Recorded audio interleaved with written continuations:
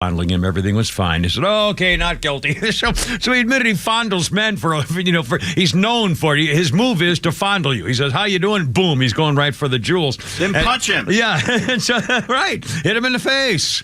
Anyway, so he's found not guilty, and he was crying as I talked to reporters afterwards. Anyway, Kevin Spacey, 84. And you'll hear this later, the Rolling Stones. Mick Jagger is 80. The lips that launched 1,000 hits, according to Flounder's history guy. Mick Jagger is freaking 80. And still, and I'll compare him to President Pants on Fire, just for fun. Or Mitch McConnell. In fact, we're going to talk about him. Now, man, whoa. I mean, we'll talk about it here just coming up in 1 second.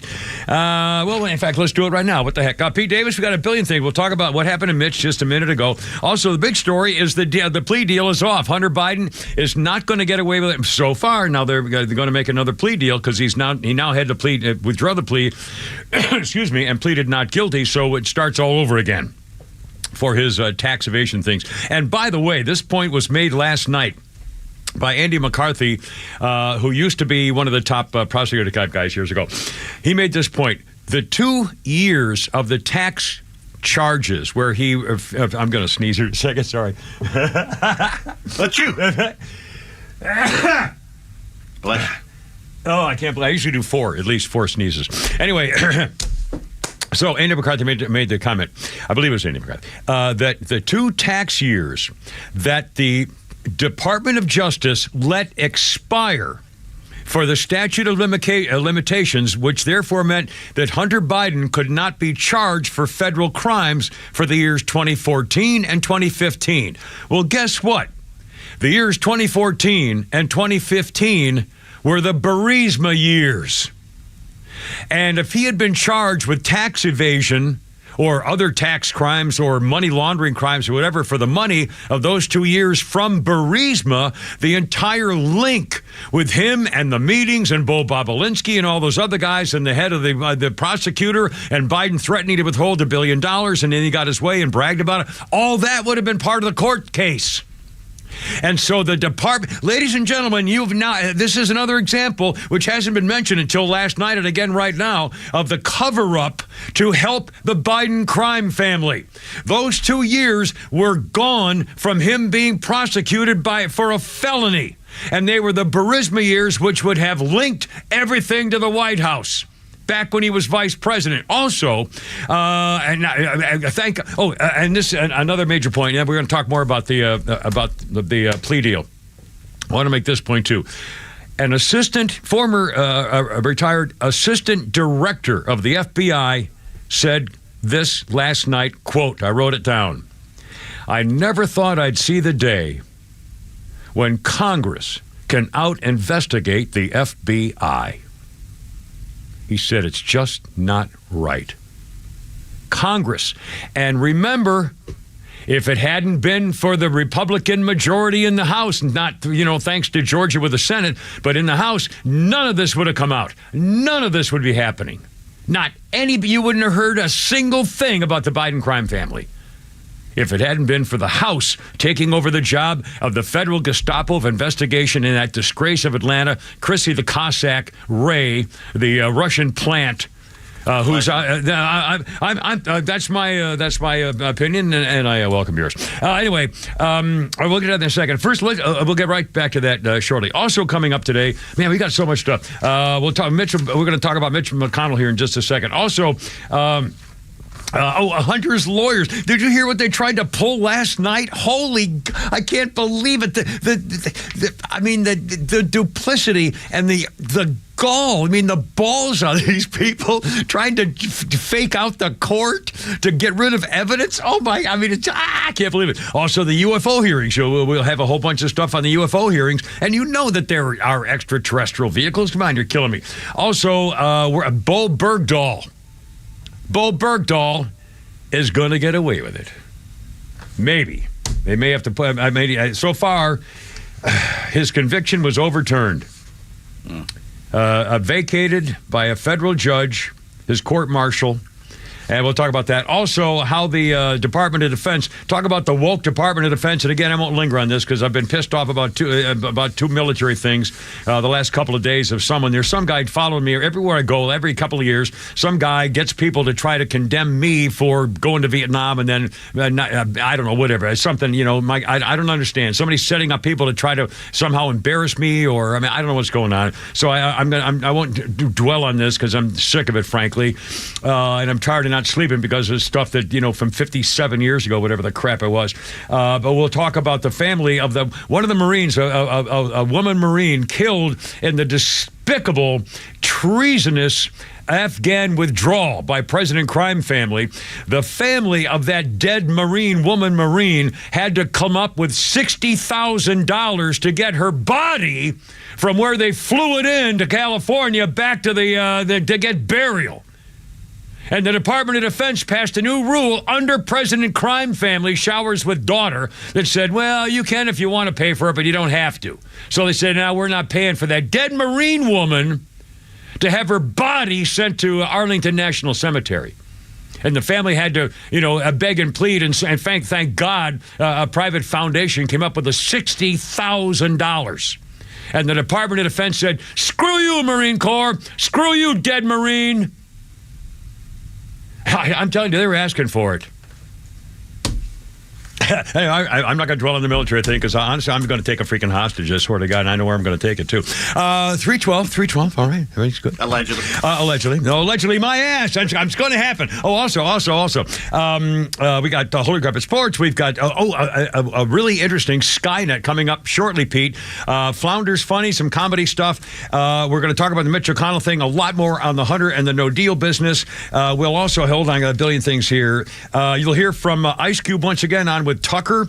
We'll talk about some last words of not famous people. That's something that may touch you and make you think about things for a couple seconds. Also, unusual Barbie facts. I'll tell you about the way home. Went to with my buddy Bill Sheehan, who I kind of screwed over. He was such a great guy, and I treated him like crap when he had me go to the Masters with Danny McLefty. Anyway, and my route home last night, and again, I'm trying to retrack it reverse-wise today coming into work. All coming up, plus actual information and fun stuff with Pete Flounder. And as new Nick back there yet? Is he back? Okay, I can't see in the room. 313. It's only the Kimmer and the gang, and we got coming up right now, and the triple play standing by too. Look out, here we go.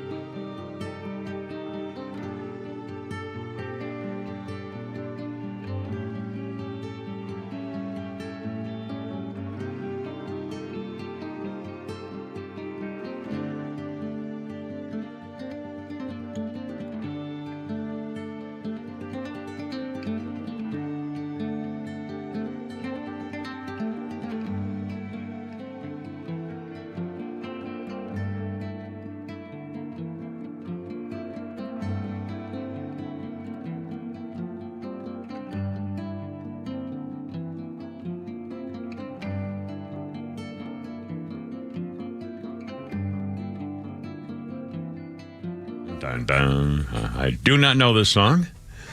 Devil in Disguise. Devil in Disguise, ladies and gentlemen. JJ.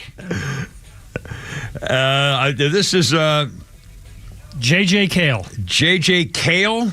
Yep. I got you, because I was assuming it was going to be something else. Now, this guy, by the way, is way more famous than I've been giving him credit. It was Genius. It was on this day. Well, we'll talk about that in a second. 2013, on this day, J.J. Cale, the singer-songwriter, died of a heart attack at age 74.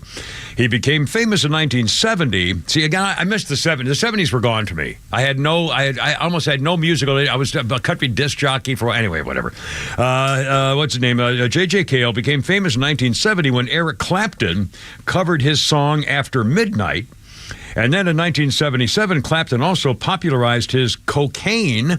And J.J. Cale and Clapton worked together on an album which won a Grammy in 2008.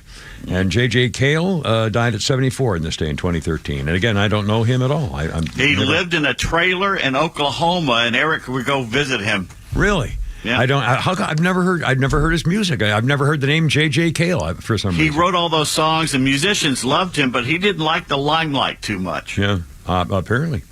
Let's see. Helen Mirren.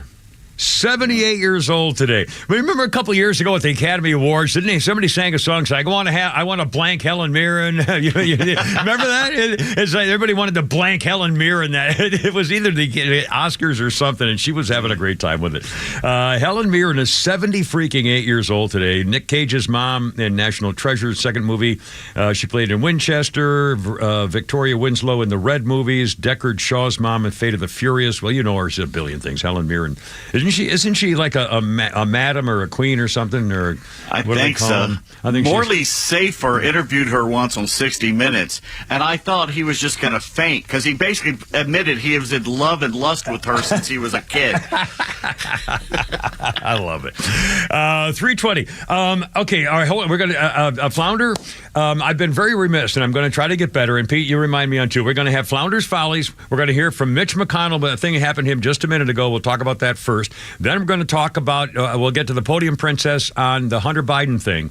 All right. So we got Mitch McConnell, the Hunter Biden thing. We'll do a Podium, a Flounder's Follies here coming up shortly, and also an important Skynet. And we'll do this in this half, probably the next 15 or 20 minutes, because it's getting even more scary out there. But first, okay. And also I have a sort of an embarrassing travel guide update from my route to and from home, and also our sweet Amanda with an update on the Kimmers dating thing that the morning show boys, the Rhino and those guys are trying to set me up with chicks, actual live living chicks, and there's an update which was so embarrassing to me about 25 minutes ago, which I would be happy to share with our sweet but honest Amanda.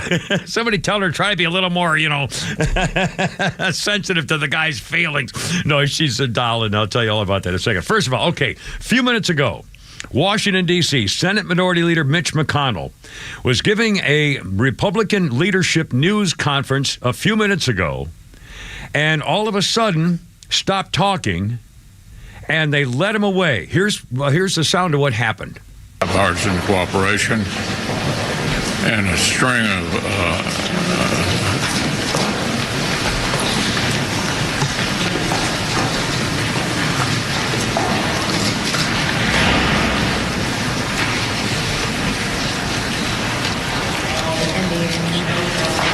They're asking if he's okay. Are you good? Mitch? Okay, Mitch. Anything else you want to say? Or should we just go back to your office? Do you want to say anything else to the press? Let's go back. Go ahead, John. We'll take it back. Let's go back to Go ahead, John. Senator John Barrasso of Wyoming escorted McConnell away from the cameras and the reporters. Senator Joni Ernst of Iowa, you heard her a moment ago. She made the sign of the cross as if she were praying for him, obviously. A few minutes later, Mitch McConnell walked back to the news conference by himself. When they said, what's going on? How are you? He said, I'm fine. And they're not talking. Mitch McConnell is 197 years old. He spent 7,000 years in a physical rehab facility for mental discuity or something. No, that's not possibly true. He did trip and fall months ago during a thing. He was hospitalized. And plus, doesn't he have some kind of muscular dystrophy or what was the Michael J. Fox thing that he's got? I can't remember what. Not MD. Whatever it is. Parkinson's. I think he's got Parkinson's. He's got some disease, if I'm not mistaken. Plus, he's 80-freaking-1.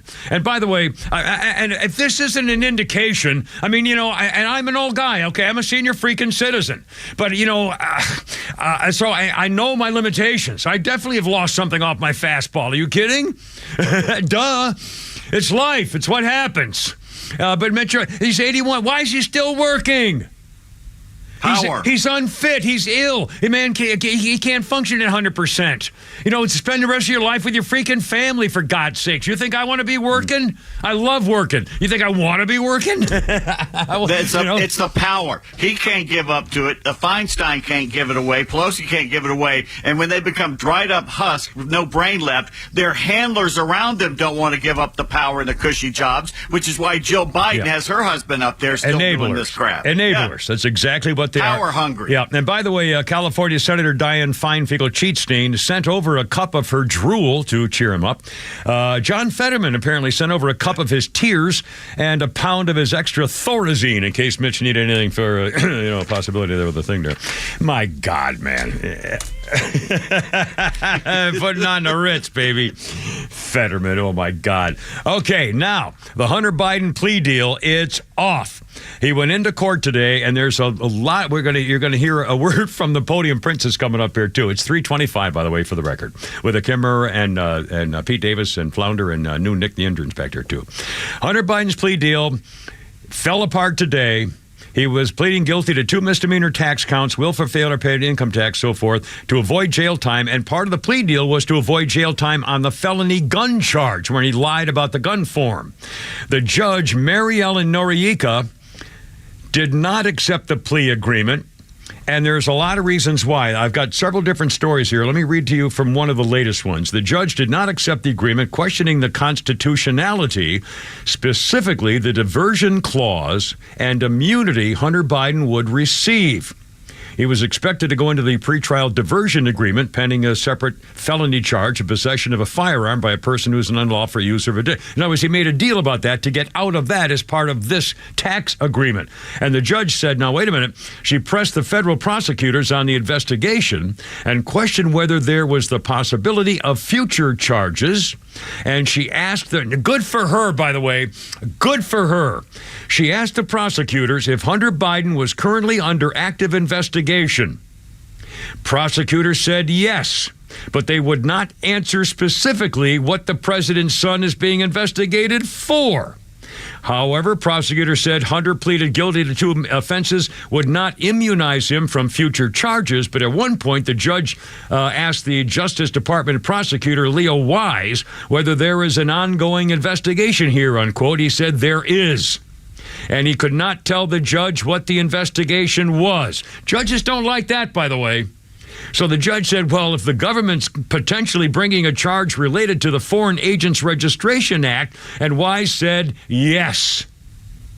At that point, the original plea deal broke down. The defense attorney said, well, we didn't agree to that. And then the prosecutor said, well, there's no deal, and said, well, as far as I'm concerned, the plea deal is null and void. So both sides asked the judge for time to negotiate. They did for 20 or 30 minutes. Nothing had happened. Hunter pleaded not guilty then. He had to make a new plea. Didn't want to plead guilty. She could have sentenced him right there to whatever she wanted. So he's still hoping to make another deal by pleading not guilty, and it starts all over again. Question. Yeah. How can you plea a guilty and then out of nowhere go not guilty? Well, because the deal fell apart, so there was no plea. In other words, when the deal fell apart, he had not entered a plea. So he's being charged with a crime, and he had to enter a plea. It was originally not guilty, but now, it was originally guilty, but when that fell apart, he still has to enter an official plea, so he had to start over saying not guilty so they can start the plea deal all over again. So he had to officially enter a plea. That's all that was. That was just for the record. Let's see. The judge repeatedly expressed her concerns about the constitutionality of the diversion deal related to the gun charge, specifically that the main issue with the agreement was that if Hunter breach the deal, the judge would need to make a finding of fact on the matter before they could bring charges. She said, that's outside my lane. If the diversion agreement might be unconstitutional, then the whole deal is unconstitutional, and Hunter Biden would not be getting the immunity he thought he'd be given. It was an agreement where the government would not charge him for the gun charge if he pleaded guilty to the tax charges, and they'd bring information to the judge. And the judge actually said, Mr. Biden, I know you want to get this over with, and I'm sorry, but I need to get more information to do justice as I'm required to do. And so here we go again. I'm not sure exactly where it stands other than it's back to square one, at least temporarily. But there's a whole bunch of things about what this really means, and it means a whole bunch of things where this is the beginning of the end for the Biden crime family, because now we're starting over, baby, and it's Congress, not the federal Gestapo investigation, doing the job that the FBI should be doing. 3:29. We'll be back.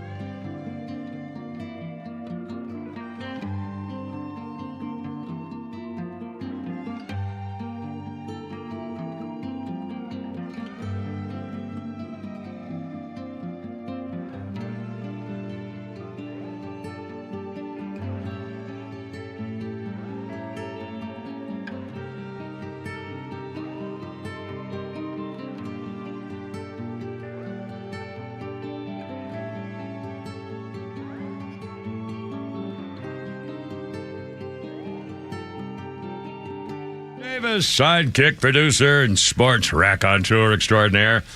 The mechanical mangler Flounder at the controls. New intern Nick back there in the back with the bing there. Fleetwood Mac, look out, sing me, sing me. It was on this day 3 years ago. Hasn't sung yet, my shit. He's actual singing so far. No, it's good. There we go.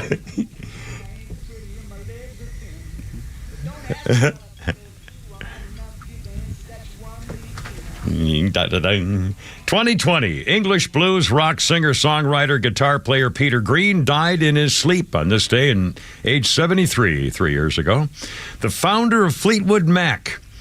His songs such as Albatross, Black Magic Woman, Oh Well, The Green Manalishi, I don't know that song. I must, with a two-pronged crown. Oh, wait a minute. The name of the song is The Green Manalishi with a Two-Pronged Crown. We got to play that. Man of the World became worldwide hits. Green left the band in 1970. Struggled with his mental health, was diagnosed with schizophrenia, and spent time in the hospital in mid-70s. Peter Green died 3 years ago at age 73. Albatross. Can you play? Is that what this is? No. This is Oh Well. I'll play the other one as the outgoing for us. Okay, the Green Manalishi with a two-pronged crown. I definitely want to hear that. Also, a quick birthday. Oh, remember, Pete, you'll probably remember this. I'll bet Flounder will not. And I guarantee that new Nick has no idea. The actress Susan George. Oh, yeah. Not Linda J. George. I wonder if they're related, by the way.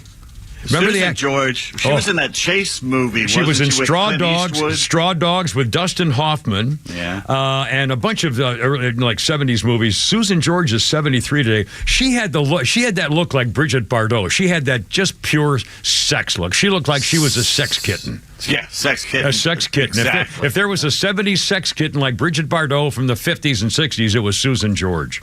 And I wonder if she's related to Linda Day George, who was another knockout actress chick. I don't know. No, not that. Linda Day George married the actor Christopher George from Rat Patrol. Oh, I remember Rat Patrol? Yeah, I love Rat That was Patrol. a pretty good series. Let's see. What historical note here, if I got one for you here. That's why not there. 1991, Pee Wee Herman, Paul Rubens, was inside the adult movie theater in Sarasota, Florida, watching the movie Tiger Shark. And twice during the movie, he apparently could not control himself and was arrested for unnecessary below-the-waist washing in public of some kind there. He pleaded no contest and got off with a $50 fine. So that was Paul Rubens in 1991. Oh, my God, my voice sounds very low all of a sudden. Is that just my headphones, or is it really low? Johnny Midnight. I got to do it, Johnny Midnight. I still get the biggest kick out of it. John Midnight reporting. John Midnight. Oh, one quick personal thing, and then we'll do actual news. In fact, we're going to play the Podium Princess sound on the deal being out. Also... what did I just say? We got Tucker Carlson coming up, more about the wokeness stuff. Oh, you got a billion things. First of all, the morning show guys, the Rhino and the boys, for some reason putting me on social media dating sites. This was not my idea. I have no idea. I mean, what do I don't have squat to offer a woman, okay? An actual chick. Anyway, so they're doing it and having a little fun and stuff like that. And so today they talked about how the Rhino found a site called Equestrian dating.com or something like that concerning horse people who like horses. So this today when I came in, this afternoon when I came in, I went to Amanda. She's in charge of the social media stuff, and she's putting my profile on social media. It's out there. You can look at what they've posted. I don't know where you get it, but it's out there somewhere. Anyway, she showed it to me. Anyway, so today, I went up and I said, well, if you want some pictures of me with, like, my horse and stuff like that, she said, oh, yeah, that'd be great. So she said, I'll put these in here. And she opened up the website, it's Equestrian, whatever it is, and you had to answer questions about the person, namely, in this case, me. So, how old are you? How much do you, I guess it was your height, and tell us something about you. And so we did a couple things like that. And then it said, describe yourself physically. And it had body types, and I should have written them down, all of them, but the body types were something like athletic, bodybuilder, toned, muscular, slim. And I'm looking at them all, and I've lost so much weight that I think I would be called athletic, but I'm not a bodybuilder, obviously, but I think I would have an athletic sort of build, or a husky, maybe, I don't know, back in years past. Anyway, not anymore. So I'm looking at him and I said, geez, I don't know what to pick, but you pick one. She said, average. I swear to God, I bent over like I am right now, and said, oh my God. Average. average. Yeah, that's about right. Yeah. That's me. And of course she's right. I got nothing. But again, what a blow! I used. How many times when you're at your peak, you think to yourself, man, I'm looking good and feeling good and things are good. Got chicks, got stuff going on, and then all of a sudden you realize, nah, it's over. Average. Yeah, that's me. All right, old Mr. Average. So anyway, and I started laughing. Of course, she doesn't know. She was just being honest. So I got pulled average. That's okay, fine. Anyway, okay. The plea deal. By the way, it's important to remember when anybody talks to you about this, remember the 2 tax years, 2014, 2015, which they let him skate on, were the years, so he could avoid a felony, were the years he was getting money from Burisma tied to the family. So that's why the cover-up, if there was any more doubt you had, it's all erased now about the cover-up from our Department of Justice. And incidentally, the former assistant director of the FBI mentioned again last night when I saw him interviewed, he said, here's what kills me. The FBI should have been doing all of this investigating work and interviewing all these people from the beginning when they got the laptop. And he said, I can't believe that there hasn't been a special grand jury investigating and interviewing every one of these people. Again, this is the guy who said he's never thought he'd see the day when Congress can out-investigate the FBI. He said there's a grand jury should have called every one of those 150 bankers around the world to say, how come you filled out a special checkmark, SAR, special activity report, which basically is a fear of money laundering and drug money going through your bank, 150 different ones concerning Hunter Biden and his companies. And there's a special grand jury, this FBI director said, should have been called to interview every one of them, every one of Hunter's business associates, Bob Alinsky and all those crews, everyone who's been mentioned as a whistleblower, every one of those people, every one of his family members should have been called to testify before the grand jury. Where'd you get the money and what'd you do for it? Every single one, and not one of them has been investigated by a federal grand jury. It's been covered up from the beginning, and if we had had a Democratic House of Representatives, you still wouldn't know any of this. Because the FBI is a disgraceful, the organization from its top is a traitorous, treasonous, disgraceful organization which has got to have its head lopped off politically. And I've heard more and more congressmen now say, when we get in control again, if we get in control again, we're going to move all these agencies out in the country. The FBI headquarters might be in Kansas City, might be in Oklahoma. He said, we're moving them away from Washington. I just a lot going to be okay now. Okay, the deal is off. The Hunter Biden deal is off. He's going to have to go through this stuff all over again. Maybe the chances are now. I see the house of cards falling. I mean, I can't see any other way. Founder, if you would, sir. Today, the White House, of course, with the podium princess, Shirley Temple, Regine. She's black. She's gay. She's a girl. Yeah. Here's how that questioning went when they asked her to. Could you please comment on the president's son being a criminal like the president, please? Months ago, you said that nothing has changed when you were asked about the president's previous remarks on his son's business dealings, but the language has in fact changed. So I just want to clear this up once and for all. The president has previously said that he has never discussed overseas business dealings with his son, but the White House now says that the president has never been in business with his son. So why the updated language? Which statement is true? Or is this semantics and they're both true? As I stated on Monday, when I was asked this question multiple times, nothing has changed. Nothing has changed on this. Nothing has changed on this. And so he'd asked me a million different ways on this question. Nothing has changed. The only reason I ask is because the White House and the president's circle, that language does seem to be somewhat different. I didn't know if there was any distinction there. I wanted to ask, though, about... Anyway. No, he goes on to ask her about Biden's visit to Africa. I gotcha, cool. But again, she said nothing's changed. The words changed. She literally changed the words and then said nothing's changed. Well, you mean other than the words you changed, nothing's changed. I mean, it's just unbelievable. And then you say, well, that's all I'm going to say about it. He's a private citizen. If that had been Donald Trump, oh my God. Oh, and by the way, this is another incredible story. I haven't heard the end of it yet, and I hope this judge is still investigating. Last night, we got word that one of the girl lawyers for Hunter Biden's legal team apparently called the judge's office and tried to. Let's see. One of the lawyers from Hunter's team accused of misrepresenting who she was when she called the judge's clerk and asked the clerk to remove the amicus brief materials from the docket.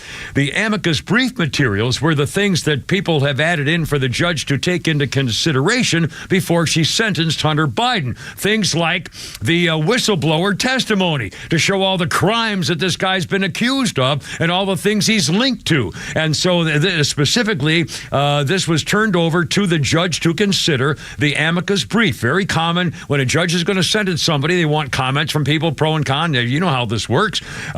So all of a sudden, a lawyer from Hunter's legal team called the clerk and said, no, we want to take that off the docket. She called the clerk to say to seal the information and instead of making a formal request to the court. In other words, the court discussed the matter with the relevant individuals in the clerk's office, had been informed the caller, Miss Jessica Bengals, represented that she worked with Mr. Catilla and requested the amicus materials be taken down because they contained sensitive grand jury, taxpayer, and Social Security information. She pretended she was part of the prosecutor's team. It appears the caller misrepresented her identity and who she worked for in an attempt to improperly she lied. To improperly convince the clerk's office to remove the amicus materials from the docket, said the judge. Holy crap, and she gave them until 9 o'clock last night to explain themselves, and as far as I know, they haven't explained much. But let's remember the Foreign Registration Act that Hunter's gotten away with so far. Paul Manafort got sentenced to 5 years in prison for that. 60 months. If it's a 3:45 already, we'll be back.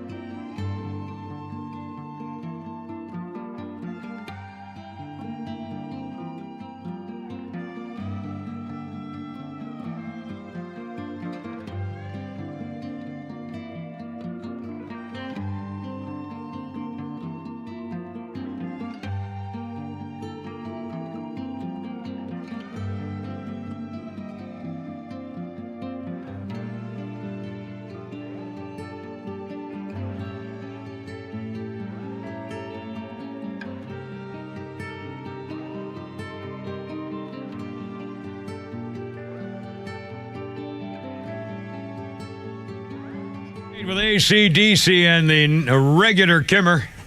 The average Kimmer, yes. Your regular? The average. I don't want to know. Yeah, the regular average Kimmer. And Pete Davis and Flounder and new intern Nick back there with AC/DC. And on this day in 2009, Brian Johnson with AC/DC appeared as the star in a reasonably priced car, a TV show on the BBC for Top Gear. Have you ever seen Top Gear? It's a weird show with driving crazy vehicles and trying to do weird stuff. And I really don't know the point of it, but it's kind of funny. He had a time of 1:45.9, which tied him with Simon Cowell for the second fastest time. Is that 1 minute 45 seconds or 1 hour 45 minutes? I don't know what it is. It's 1:45.9, whatever it is. He was introduced by host Jeremy Clarkson as, quote, a man who has sold more albums than the Beatles, and I bet almost none of you in the audience have ever heard of him. Brian Johnson with AC/DC. Yeah. And that's probably true. In fact, I think it is true. Let's see. A quick birth date of note. Oh, the magnificent Kate Beckinsale. Yeah. 50 today. Celine in the Vampire and Underworld. A vampire hunter in Hugh Jackman's Van Helsing. And Adam Sandler's wife in Click. I haven't seen any of those, but I've seen Kate Beckinsale at 50 years old. Nobody wears a leather bodysuit like Kate Beckinsale. Well, I don't want to say anything, but anyway. All right, hold on. Average. Mr. Average. That's your new name. Honestly, I'm the average Kimmer. The average Kimmer. It's only me, the average Kimmer.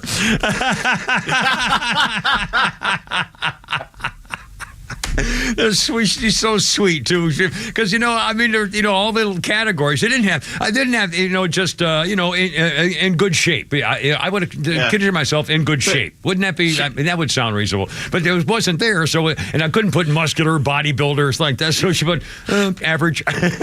She's sweet, a little blunt, but she's sweet. Well, that's the thing about it. You got to love her because she's herself. She's exactly the way you'd always want everybody to be. I love her. Anyway. The average Kimmer. Okay. Oh, by the way, let's do a Skynet here, and then we're going to talk about the UFO hearing too, and things they may have found. But first, 3:51, and we're a little nervous about. Pete told me about this new Skynet update, and I think we need to be nervous. What's up, Pete? You heard about a little scientist. You see him everywhere on the science shows. Michio Kaku. Yeah, the Japanese, white-haired Japanese guy? Yeah. He's everywhere. He's come out with a new warning saying, look, you're worried about AI. That ain't what you're supposed to be worried about. What you better be worried about is the quantum computer. And you sure as hell don't want AI talking with the quantum computer. Because here's the story behind that. You know how we have the computers that work on the transistors and the binary, they use ones and zeros to store the information? I take your word for it. They have symbols and things. Yeah. Well, the quantum computer uses atoms, not transistors. Basically, they put the one and zeros into atoms, like photons, stuff. That's how small it gets. It's amazing. And basically, the 1 and 0 doesn't just stay at 1 and 0. It's changing back and forth the whole time, which means they can clump all these atoms together to do multiple problems at the same time. That's why they can do so much more with the quantum computer. And they don't know exactly why it's changing ones and zeros, but it's changing. And when they put the problems in there, the only way they get the answer is they have to measure what the atoms are doing. But the second they measure them, they stop doing it. They go either 1 or 0. They don't keep switching back and forth. But that's how I don't know how they measure it, how they get the answers, but that's how these things work. Like I said, they don't know exactly how they work. Oh, it gets better. It gets better. All right. The difference is our most powerful computer we have now, the digital one, they gave it an algorithm that is so hard, it would take that computer 10,000 years to do to get the answer. They gave the same problem to the quantum computer. How long do you think it took it? 5,000 years? 200 seconds. Yeah. Oh boy. That's how far ahead the quantum computer is from what we have now. Okay, I'm throwing the Bolshoi flag on the whole thing right here. This is a bunch of crap. There's no possible way that somebody can put information into a freaking atom and then have it bounce back and forth, be one and then a different atom. And as soon as you discover it, then it changes and stops. I mean, what do you mean information in an atom? What kind of information? Book learning? I mean, I don't get it. I don't get any of this. Anything. Basically, you can put 250,000 Smithsonians in there, 50 million laptops information in these quantum computers. That's how much they generate. And basically, it's taking us from the Stone Age to the moon landing in 3 minutes. That's how fast it goes from digital computing to the quantum. And it's not even better. The atoms, when they're in there doing this crazy stuff, they start to entangle with other atoms, not even next to them, way away from them, and they both start doing the same thing. All right, now, wait. Just a freaking stink. I mean, do you think God knows about any of this? Well, that's what Einstein called the spooky action at a distance, something like that. He called it spooky. All right, but here's the amazing thing. They're talking about the fact that if we do have these aliens, these UFOs, they have to have quantum computers to do these black holes to move around from one part of the universe to the other. You would have to have a quantum computer to do that. Well, I would assume that the aliens, if there are, we know there are, but I believe they are, and if they're these aliens, I will bet you that their version of the quantum computer would make our quantum computer look like an abacus, an adding machine. But they've got stuff we can't imagine how they got here, how they're hiding, how they're doing whatever they wanted. I mean, we don't know anything about this stuff. Well, here's the way that Dr. Kaku says, look, it doesn't really get smaller than an atom, so we will hit a threshold, if we haven't already, about how small we can go. But you can't tell me that within a few years they'll find more efficient ways to use. Well, I'm not as concerned about the smallness of it for the speed. I'm concerned about the fact that they can change on their own, and we don't know what they're doing or how, and they keep changing and doing stuff that we didn't program them to do. So where did they come up with that? I'm sure. I mean, who taught him that? I mean, how are we supposed to figure this out? There's no way we could outsmart it. No way. Well, then we got to stop it. I mean, they're going to destroy us all. I mean, it's going to be like that reverse Big Bang. It's going to say, okay, let's do this, boom, and it's all over. Well, the worst fear is they say, okay, you got the AI and the quantum computers making widgets in the widget factory. All right? And they tell it, make it the most efficient widget factory in the world. And the computer thinks to itself, get rid of the people. Get rid of all these people polluting the air and driving cars into the building and stuff like that. That's what I mean. It's over. That's the thing. AI is going to figure out we're the problem. We're the problem. They don't need us. I mean, seriously, it's not, they don't need us. If we program a machine to accomplish a goal and they say, well, we don't need all these people. Well, they have to do what Isaac Asimov said in the 1950s, a science fiction writer. He said, you have to have the rules of robotics, which they talk about in that Will Smith movie, I, Robot. There has to be rules for them. They cannot harm humans. They can't do anything that could harm a human or create something they can't take an order to harm a human. And then he amended it and said they can't do anything to harm themselves. Well, unless they have learned, as you just told us, they've learned to do things on their own where they can change their own freaking identity from one thing to another. So who's to say they're not going to say, well, we don't like that rule very much, so we'll make our own. It's not like they're making a conscious decision to change. These are atomic particles, molecules and photons that are doing this on their own. I think you're lying. I don't think there's anything. I don't think this is any real thing at all. I just don't. There's no possible. How can you put an encyclopedia into a freaking atom? I mean, you can't take the book and shove it in there, get in there, you little bastard. That's just what an average man would say. That's what I'm saying. I'm only average. I got to figure this out. I don't like any of this. No, sir, I don't like it at all. Not one bit. I got to run you in right now. God. And now they got this freaking UAP, unidentified aerial phenomena, UAPs, UFOs, in a bipartisan hearing today.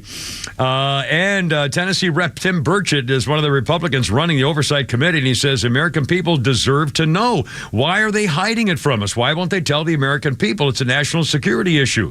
Can't we tell the Americans it isn't China, it isn't Russia, and if it is, then we even more questionable about other governments have this technology. Why don't we have it? Now, also, there are people who are saying we have a recovered, crashed alien spacecraft, and I heard one person saying earlier today, we have evidence of biological matter from a non-human former creature from another place. That they have not only a spaceship, but they have biological material of a being that was of some sort that was in or involved with it. Where is it? Let us know. Let's see it. That's right. Where is it? Obviously, they would have taken pictures. If you're investigating, they would have probably had somebody with his Kodak out there in 1951. Polaroid. The first Polaroid. Look at this. Yeah, the Polaroid land camera right there. And you know how that got its start? Yes, I heard this from Paul Harvey. I think I've told this story 25 years ago, so I probably shouldn't say it again. Don't say it. The story was a guy named Wilbur Land, or whatever his name was taking pictures with his little girl with a little box camera, and he took click, and then she said, well, Daddy, where are the pictures? If the pictures are inside, where are the pictures? And he said, geez, that's a pretty good idea. If we could figure out a way to have the film processed in the camera, holy cow, you wouldn't have to go to the store and any that kind of stuff. And it's because, Daddy, where are the pictures? If they're inside the camera, why can't we see them? And that's what started him to thinking, and that's how he developed the whatever his name was, Land, the Polaroid land camera. I guess we all had one of those. We used to have, they were so, and by the way, they came into good use when you didn't want stuff for other people to see at the old drugstore. Yeah. Hold it, and no, honey, hold it. It's coming up on 5. Nudge, wink, wink. 4 o'clock, and we got tweets, and we got Flounders Funnies, and all kinds of stuff. And Bo Bergdahl should have been shot dead a long time ago. It's coming up 4 o'clock. Look out.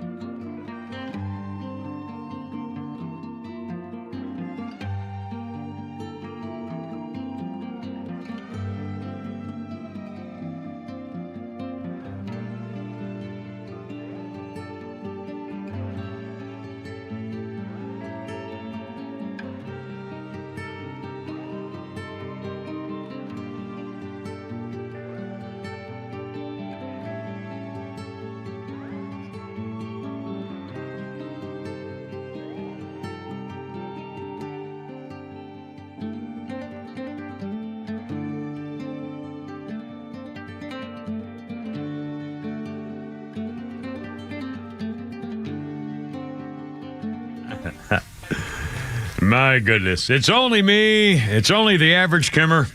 Along with Pete Davis and Flounder at the controls and new intern Nick back there. How's Miss Veronica? Is she doing all right? She's doing good, yes. Yeah. Now, did you see her every day? Not every day, but I stayed over there last night.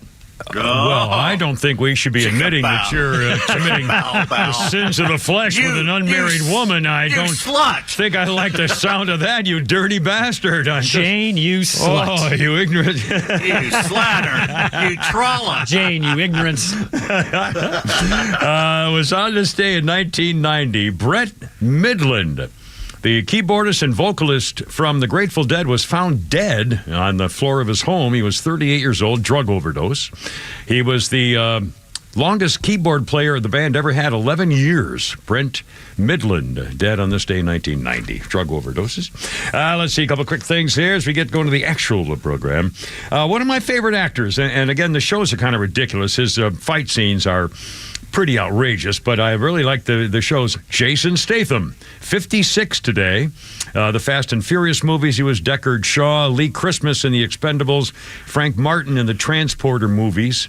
And those are the ones, I mean, some of the fight scenes are just really, but he's a great actor, 56 years old. The Meg was an interesting movie. I saw that, and I said, it's Jason Statham, so it must be a great movie. And I watched about 5 minutes of it, and I said, who the hell are they trying to kid with this giant fish or whatever? I mean, oh, come on. I mean, you got to. I started laughing. I said, this has got to be a joke or something. I couldn't believe it. I mean, what was it? The meth? The med? The Meg. The Meg, yeah. What the hell is stupid fish? They made a sequel. They did? Oh, my God. Yes. Oh, Lordy. By the way, this is Wednesday. I have not watched a single Shark Week thing. Flounder, are you a Shark Week guy? I'll watch some of the stuff. I mean, when it's on I always like watching the stuff on the Megalodon. Now, what's the Megalodon? That's the marathon? It's the dinosaur. It's the biggest shark, and it's the biggest I got you. animal in the world. It's a movie that you just... Oh, okay. I didn't know. I thought it was maybe a series. And what about Miss Veronica? Is she a Shark Week? I'm not sure. I don't know. How about new intern Nick? Younger folks into Shark Week? College kids? No, he says no. Really? Yeah. I'm not surprised at that. I think that's about right. I'm sorry, that's just not me. No, it's cool. Well, it could be. It's probably you, Nick. It's probably you. I'm sorry. I'm serious. Anyway, all right. It's 406. Holy criminy.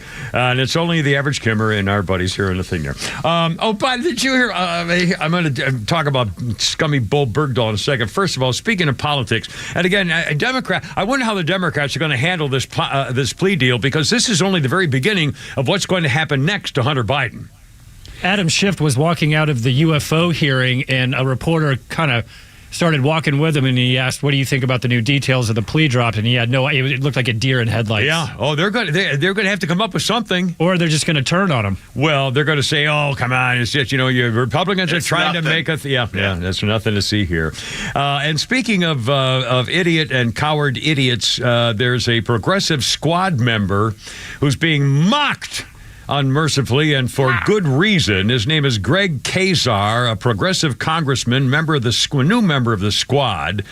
He's Texas Democrat, represents parts of Austin and San Antone, and he went on to stage a thirst strike in order to show solidarity with federal workers, which ended up, he wanted to pledge to go on a thirst strike in solidarity with federal workers. He said, I just took my last drink of water before my thirst strike with the one and only Dolores Herrera, whose district includes this part. He pledged to abstain from liquids as he called for a federal heat rule to protect workers as they faced high temperatures across the country. Today, I'm on a thirst strike on the steps of the U.S. Capitol, not drinking water or taking breaks through rain or shine. In solidarity with our nation's workers, he wrote in another post. Currently, there are no federal protections for workers exposed to heat.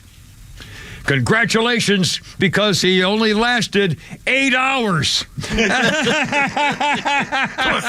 He lasted between lunch and dinner. Yes, ladies and gentlemen, 8 whole hours. What a hero!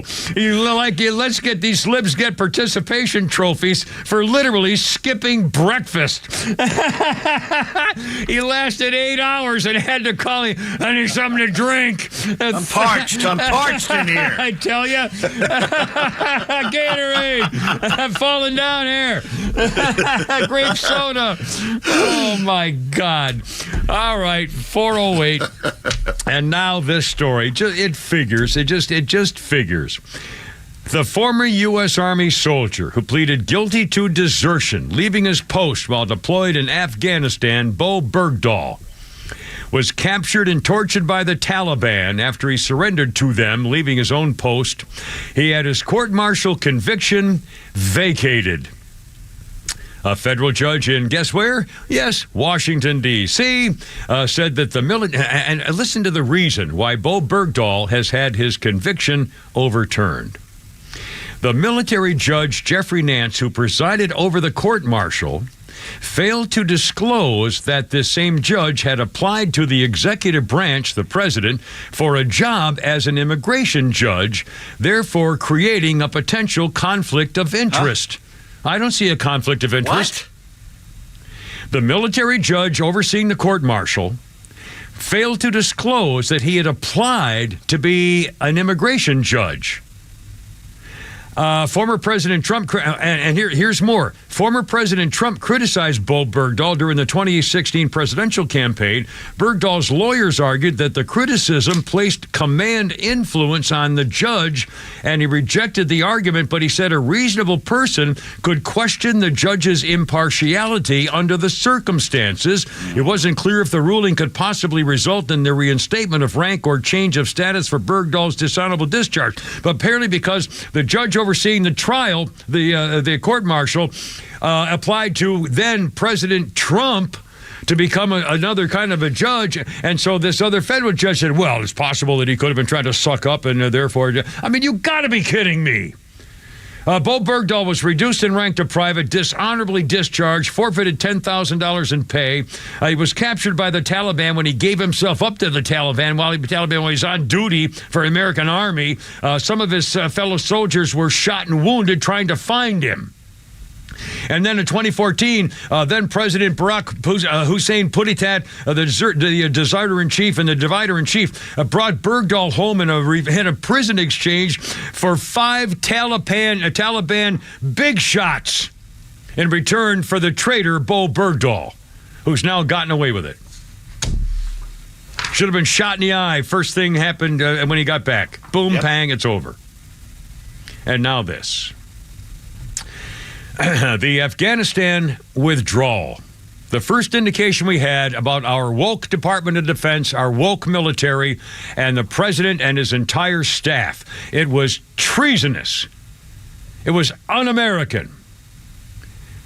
Quickly to review, they left all the equipment there instead of, they should have taken all the equipment home. And they should have taken their time. There was no hurry. Again, this was just after he got elected president.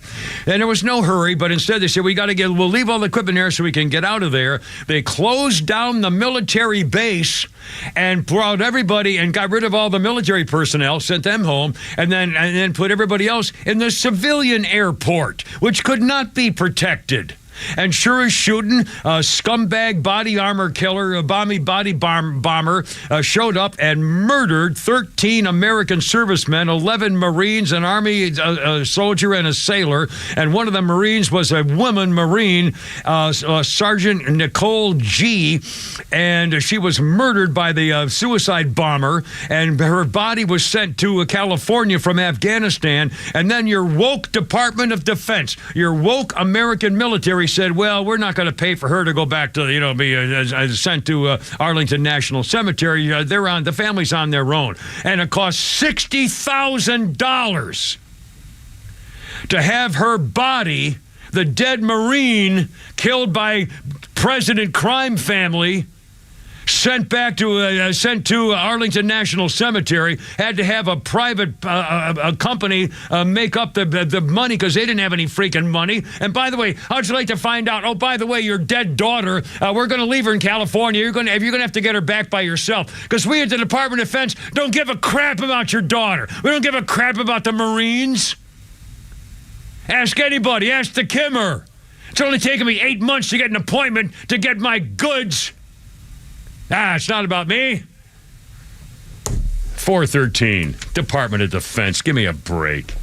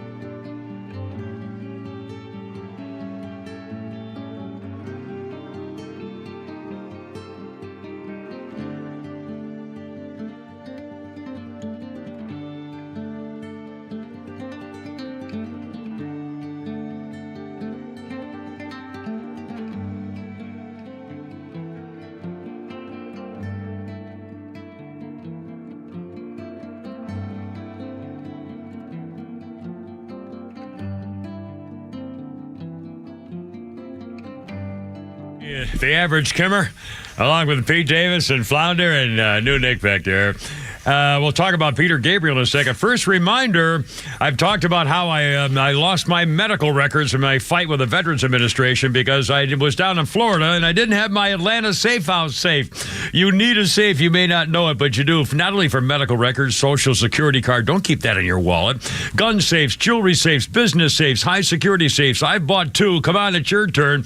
Where do you get them? And it's not those little plastic cheap boxes at Walmart. Those aren't safes. You need a safe. Tell them the Kimmer sent you. Get to AtlantaSafeHouse.com. There you go. And now, Peter Gabriel, a little music here, but Flounder, if you would, go ahead, sir.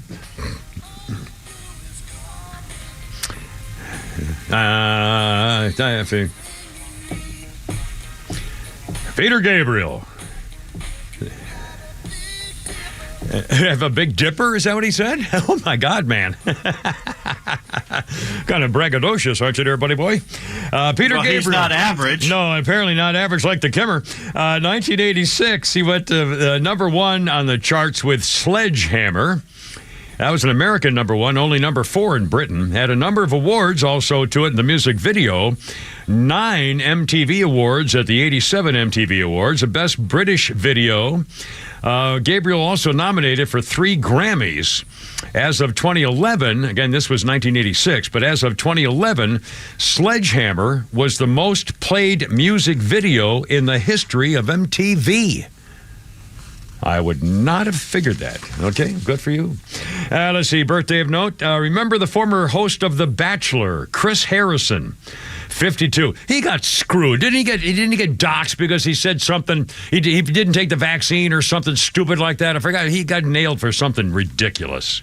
Chris Harrison, 52 of The Bachelor. Anyway, that's all I know. Also, Jeremy Piven birthday. He's 58. Please. Ari Gold on Entourage. Spence on Ellen, the Dean in Old School. Jeremy Piven is 58. Anyway, whatever. Okay. Not only can he not act, but he's supposedly an arrogant jerk on top of it. Really?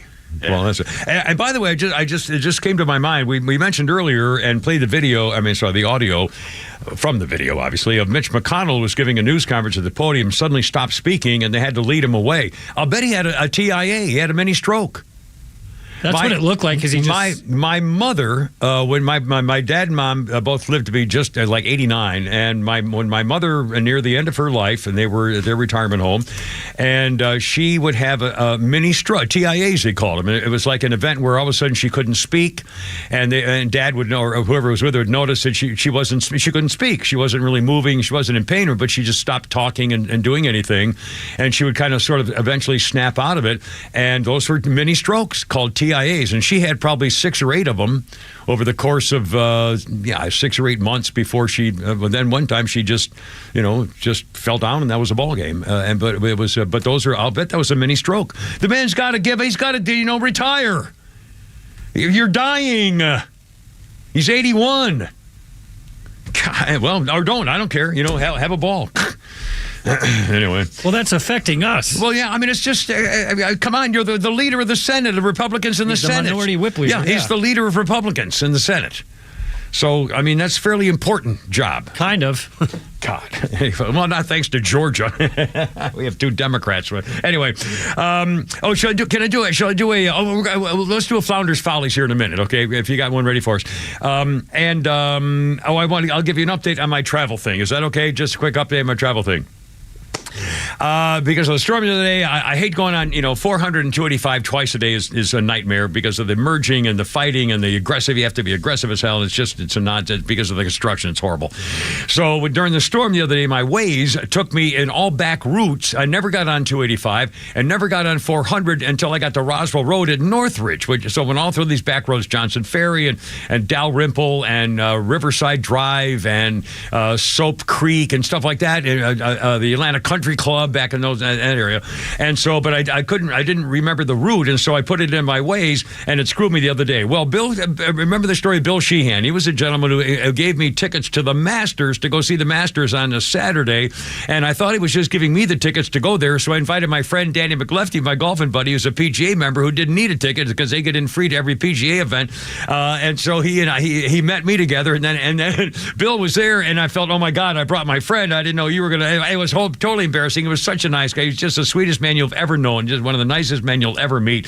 Laughed about the whole thing. Anyway, he gave me a route home last night, and which I took, and it wasn't bad. It didn't quite do what it did before, but it wasn't bad. And I tried to put it in reverse today, and just backtrack it in my Waze, and Waze still took me all the way to Riverside Drive, and then got me on a 285 again. So I'm going nuts. So I'm going to figure something out. I don't know when, and it may never happen. But anyway, just for the record, thank you, Bill Sheehan, because he went way, way, way above and beyond the call of duty. And I was trying to, and the reason I was nervous about it, because let's remember, last night was the concert for Dave Matthews Band. So, and even though the concert started at 7, and I remember saying, they're going to get there at 4, 5 o'clock. Probably there like 2. Yeah, 2 in the afternoon. Well, guess what? By the time I got home, winding through all the neighborhoods, and eventually did get home, after 7 o'clock, there were still cars blocking everything, and I couldn't even get into my driveway at my townhouse cul-de-sac because the traffic was all backed up for everywhere you could see. And so finally, they started moving a little bit, and I bonked my horn to the guy who was blocking my driveway, and I pointed to him. I said, I'm going straight. I want to get into my driveway. And he gave me the finger and looked like that, and I started screaming, yelling at him, and I got out of my car to go get him. I got out of my freaking car to go get him and tell him what was about to happen to him, and that's when he bolted and then took off and left, and I finally got into my freaking driveway. But again, these people are so rude. We're trying to get home. Well, anyway.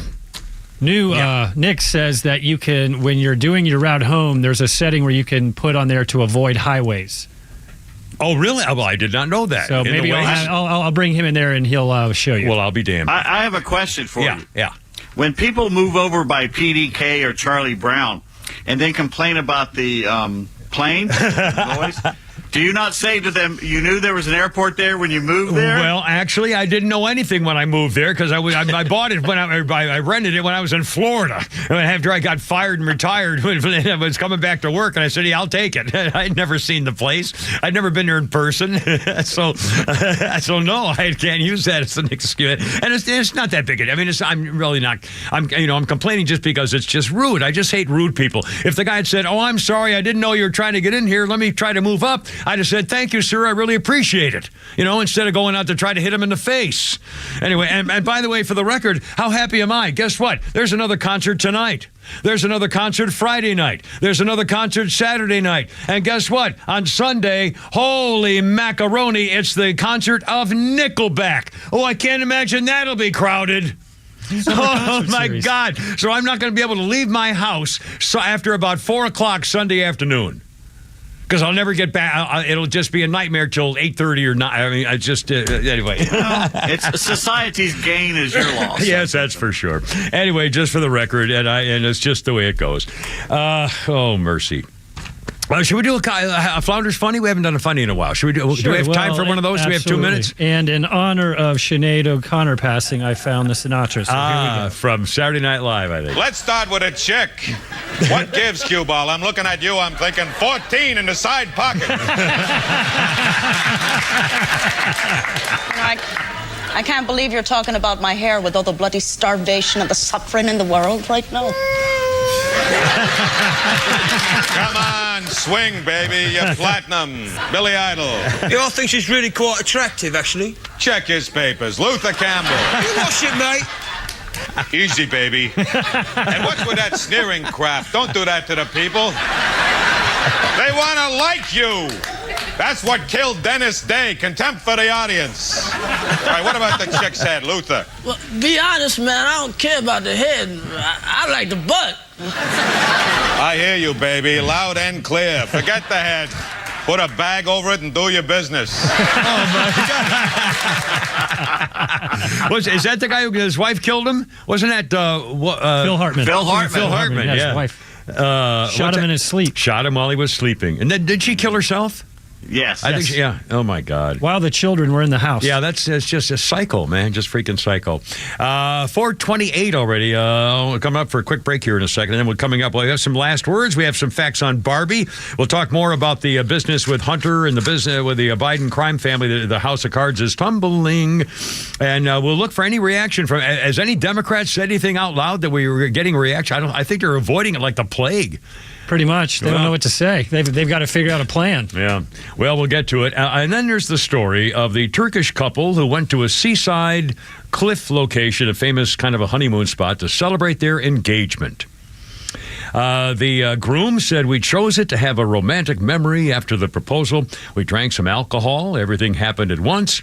And what happened is that the bride-to-be, Yesmir Demir, 39 years old, was on the top of the Polente Cape Pin Cliff in northwestern Turkey.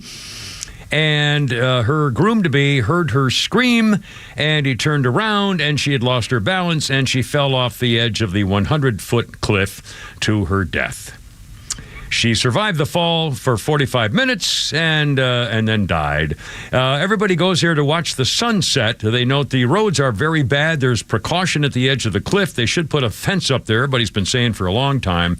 And they got engaged, went to celebrate it, to watch the sunset. She slipped and fell to her death in Turkey. Bummer. Sorry, lady. Yeah, probably would have cheated on them later anyway. I don't know. 429 is probably a little critical. 429 with a Kimmer, Pete Flat. The average Kimmer in the whole crew right here. Now we're talking.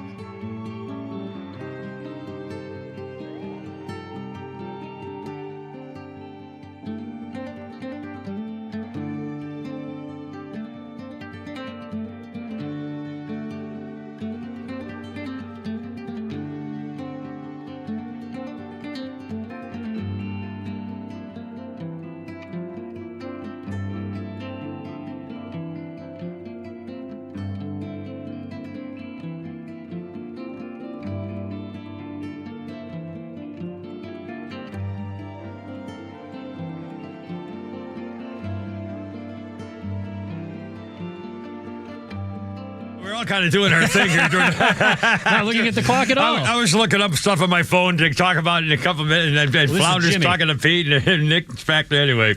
I don't even know who we got Jimi here. Hendrix. Jimi Hendrix, of course.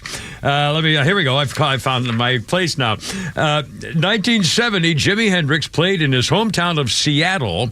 Where's my pen? Where's my coloring pen? I got it. Sorry. Played in his hometown of Seattle for the last time when he appeared at SICKS Stadium. SICKS. SICKS. What a name. Anyway, I guess maybe some guy's name. Anyway, Jimi Hendrix, 1970. We play a little Jimmy. We can play a little Jimmy here. Yeah, well, never mind. Maybe not the strongest line right there. Not the big harmony kind of event there. Kind of a musical historical note here from Flounder's guy. 1977, Elvis Costello was arrested while performing outside the London Hilton Hotel where a CBS record sales conference was being held. So Elvis Costello started performing, singing. He was trying to audition for a U.S. record deal. He was arrested and charged and fined £5, British pounds. CBS executives said, you know what the hell, come back for an audition later, and then signed him. So it worked. Anyway, Elvis Costello. Okay, by the way, here's our number. We love phone calls. I know you don't, but we love phone calls. 404-741-1230. 741-1230. Also, we're monitoring YouTube or Rumble, Facebook, whatever, if you want to get in touch with us and respond to deals and so forth. Also, hey, Pete, guess what's on movies on tonight, sir?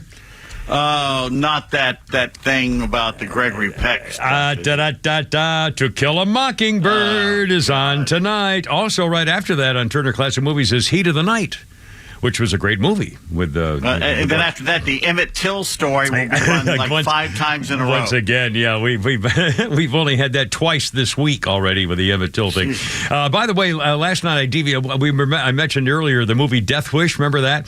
Well, Son of a Gun was on last night. We just talked about it, and so I DVR'd it. But it was the one with Bruce Willis, and it was on USA. So I wonder whether they edited it. So I'm gonna play. Look at that tonight and see whether they edited the damn thing, just the record. Anyway, just want to tell you that it's on tonight. Let's see. Coming up, we'll play, Tucker Carlson was chatting with Ice Cube, who had some more comments to say about wokeness and so forth, and we'll talk more about that later on today as well.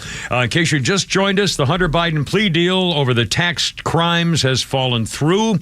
The judge did her job. She did exactly what she should have done. There's too much information floating out there, and if there isn't now an obvious... Well, first we'll recap this. The judge said the deal is off because you two are disagreeing about what actually the deal was, whether it would make sure he's immune from charges he should be charged with after all. The judge asked whether Hunter's still being investigated. They said yes. She said, is he being investigated for violating the Foreign Agents Registration Act? And they said, well, we're not going to tell you.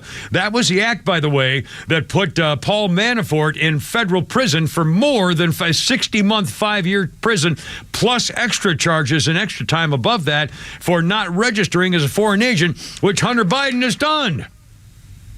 And so she was afraid that this deal she was making today would have made that he would not be prosecuted potentially for those other charges. And he said, no, we need more information about this.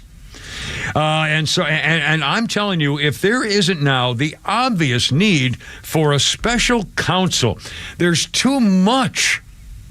We have the 150 banking records, family members getting money from foreign sources.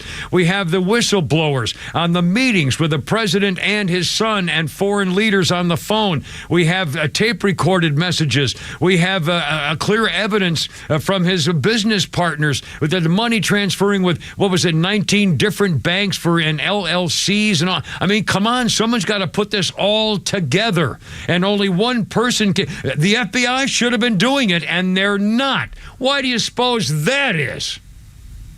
I mean, seriously, how is it possible that the FBI has done nothing? And it's only because of Republican House of Representatives, thank God, that all this is coming out. Otherwise, it would still be a secret. Still be a secret. They held on to the laptop until the statute of limitations ran out. Exactly what they did. Yep. And by the way, I saw Leon Panetta being interviewed the other day in the report, or I think it was a CNN person who figures and said, well, do you regret now signing that letter with the 51 people saying that the Hunter laptop was Russian disinformation, so watch out for it because there might be Russian, cahoots?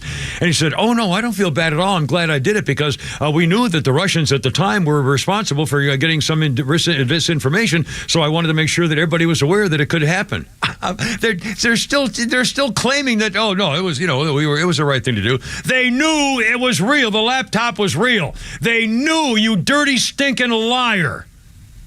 They all knew it was real. There were FBI agents who were told to sign the document and didn't want to because they said, no, wait a minute, the laptop's real. And they said, well, we want you to sign it anyway. And the fix was in. Yeah, 439. Honestly, I'm fine. Why don't we do to them what they do to our side? Arrest Leon Panetta. Arrest these people. Drum up the charges, whatever. Throw them in jail for 6 months to a year. Make their life a living hell like they did to General Flynn. Yeah. And then let them out and say, oh, I guess we really didn't have a case after all. Sorry about that. Yeah, and in fact, since it's Washington, put them in the same jail, solitary confinement that the mostly peaceful protesters got locked up in for 8 months or 2 years sometimes. And do that to him. And by the way, we've got to impeach President Liar Pants on Fire. And he'll never be convicted in the Senate because of Georgia, but we got to impeach him so we can make a mockery of the Donald Trump impeachments. Think about this. Remember the reasons that they impeached Donald Trump. A phone call trying to get him to investigate the Biden corruption of the special prosecutor in Ukraine. And they impeached Donald Trump for trying to get to the bottom of the other corruption of the Democrat, ironically. And they impeached him for the phony Russian collusion coup attempt.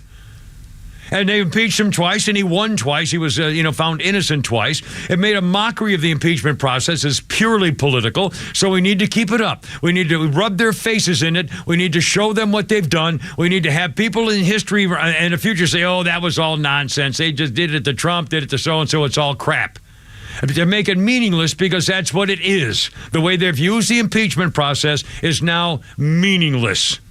Especially when President Liar Pants on Fire hasn't been charged with anything. Look at the evidence. And by the way, when you open an impeachment like Mitch McConnell, not Mitch McConnell, when Kevin McCarthy said the other day, when you open an impeachment, it gives you special subpoena powers. And you can get these people under oath and bring them in. So anyway, that's why they need to impeach him. They need to they are doing an it's called an inquiry into articles of impeachment. It's the first step. So it may be happening. And they've got to do it. How could they not do it? How could they not appoint a special prosecutor? And of course, the DOJ is not going to do it. Merrick Garland's not going to do it. And he should be impeached, by the way. And Mayorkas, too, has had a hearing today about impeaching him. They all got to go. The FBI, think about it. Every one of them's got to go. The Attorney General, the head of the FBI, U.S. attorneys who have got to be clean house. Exactly. All of them. It's unbelievable. All right, 442. I'm losing it. I'm so Plus, upset aren't they all baby boomers? Well, or older. So? So maybe it's time for new blood. Although on the other hand, the other issue is the baby boomers hold the majority of the wealth in the country. Yeah, the other problem is the new people coming in are all the woke people, who went to college to become more woke. They're in their 30s and 40s. I mean, they're the freaking disasters. Hey, you think baby boomers are bad? Just look at the ones who are coming up after us. That's what I'm saying. The ones who are all totally woke. Oh my God. Anyway, let's see. Oh, did we do a little? Speaking of woke, do we have that soundbite of Ice Cube? He was on the other day, I think, with Joe Rogan, and he's making this is the one with Tucker Carlson. It's with Tucker Carlson now. More talking about how we have to stand up to these idiots. Why wouldn't you take the vax? You had a direct order to take it. You were told to take it. Yeah. I'm not real good with direct orders, but on a whole nother note, but it was a command. They told you. They couldn't have been clearer about it. Yeah, it was pretty clear. Did you take it? Of course not. Yeah, no. It wasn't ready. It was 6 month, kind of rush job. And and I didn't feel safe. But they told you you were safe. I know what they said. I know what they said, and I heard them. I heard them loud and clear. But it's not their decision. There's no repercussions if they're wrong, but I can get all the repercussions if they're wrong. Was it a tough call for you? No, it wasn't a tough call. You know, I wanted to be an example for my kids. You know, really make sure they didn't take it either. Show them that I wanted to stand on my convictions and that I was willing, to lose $9 million and more, because we've probably lost more, since then. The idea is that people who stand on their convictions are heroes. They're brave. They have principles. They're the people we look to for inspiration. But in this case, with this decision and these principles, you were not hailed as a hero. No. You were attacked.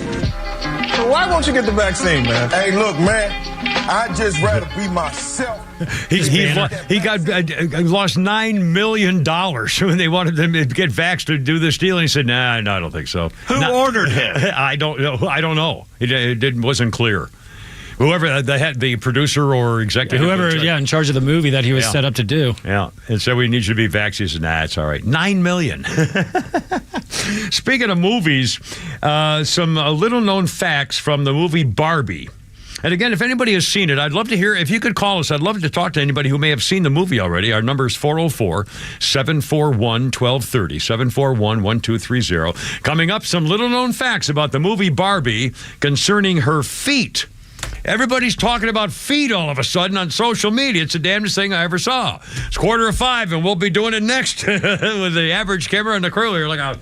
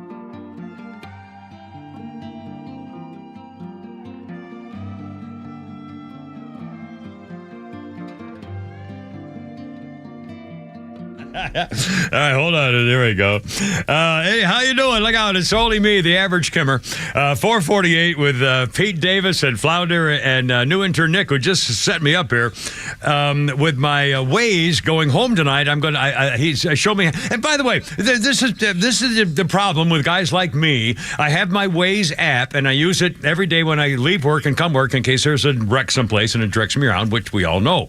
But that's all I ever knew about it was I'd hit, go home or whatever, or work, whatever. But if you hit these little 3 bars, it opens up a whole bunch of settings and things you can do that Nick knew and I didn't. I didn't know that was in there.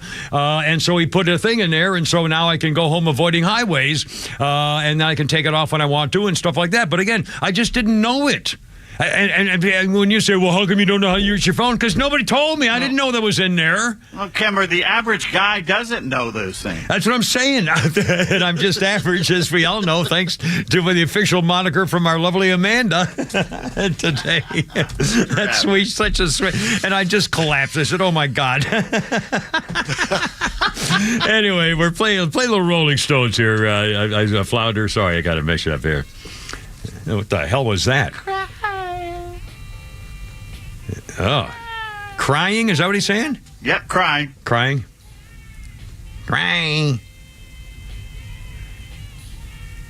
Is this the whole song? No, he starts singing for real about halfway through. Oh, my God. Hey, we may have a phone call. I see the phone ring. Yeah, kind of multitasking. Get to it in a second here. The Rolling Stones started a 7-week run at number 1 on our album chart with Emotional Rescue, their 8th number 1. It was the first Stones album recorded following Keith Richards' exoneration from a Toronto drug charge that could have jailed him for many, many years. And by the way, Mick Jagger is 80 years old today. And he's got, like, what, a 22-year-old wife? Yeah, I think he's 26, 28, somewhere in that area, yeah. And let's compare Mick Jagger at 80 with President Pants on Fire at 80. Let's see, quick birthday here somewhere. Here we go. Sandra Bullock is 59 years old today. Okay, Sandra, and she, I forgot who she divorced that guy, the hot rod builder, Jesse James. Yeah. Didn't she get married to? Didn't she get married to somebody else? I thought I saw she was connected to something. I don't know.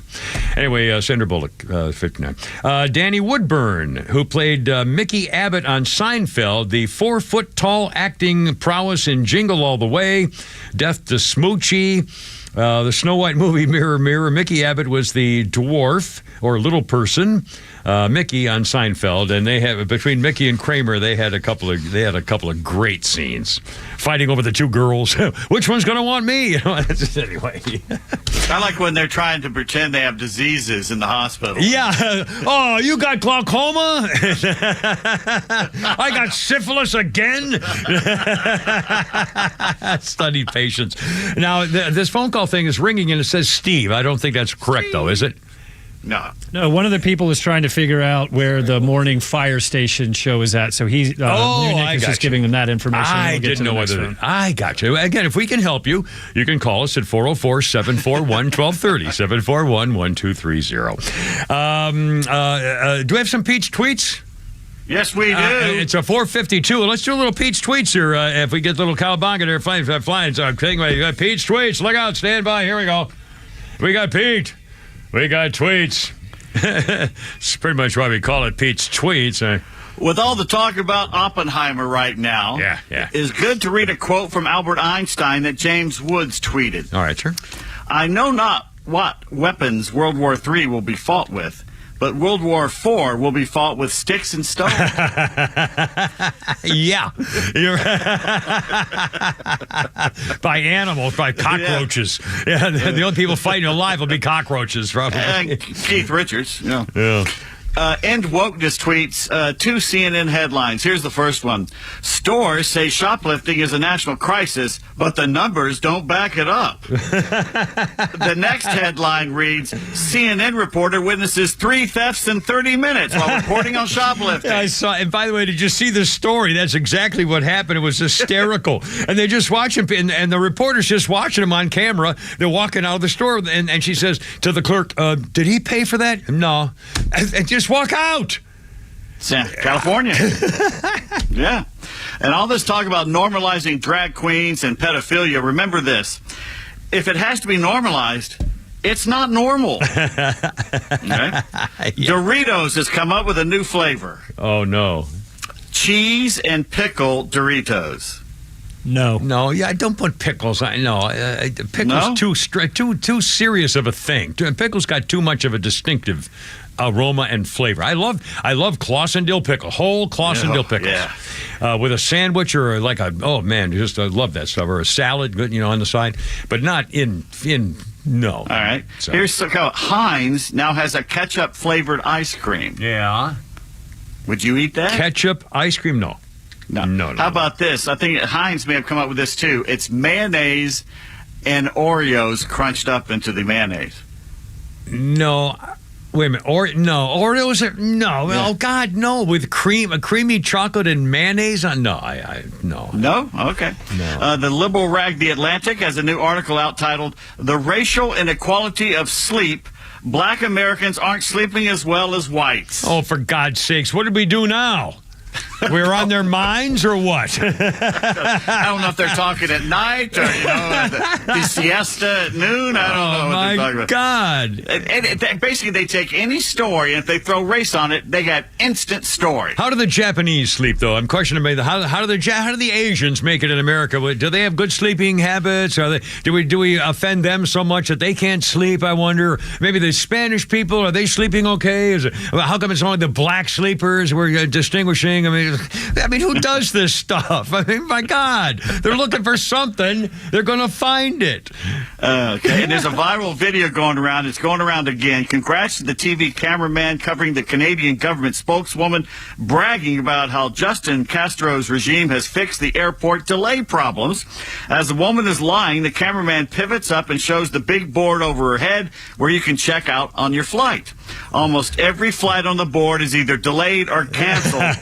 He then returns the shot back to the lying government witch. Yeah, that was hysterical. I wonder if he still has a job. Yeah, I remember seeing that. He was winding up, man. Whoops-a-daisy. You can now buy Lucky Charms beer. Oh, no, I don't. It's just a sugar beer, right? A brewery in Virginia puts toasted marshmallows in the mash to bring back memories of sitting in front of the TV on Saturday mornings and wolfing down bowls of chocolate-frosted sugar bombs. It's that now you can get drunk while you're doing it, too. Yeah, thank you. Oh, my God. Smartmouth Brewing is calling it magically ridiculous. It's magically ridiculous. Anonymous confessions on Twitter. Yes. When I split with my ex, it wasn't on the best terms, so I moved back to England. Yeah. One day I realized through a marvelous app on my phone that I could still control the temperature of my ex's refrigerator from 4,000 miles away. Oh, man. I smile every time I melt his food. Why does this keep happening? Oh, Morbid Knowledge tweets in 2006, Magali Jaskowitz, a French mother of two, married her fiancé 1 year after he died in a car crash. Oh.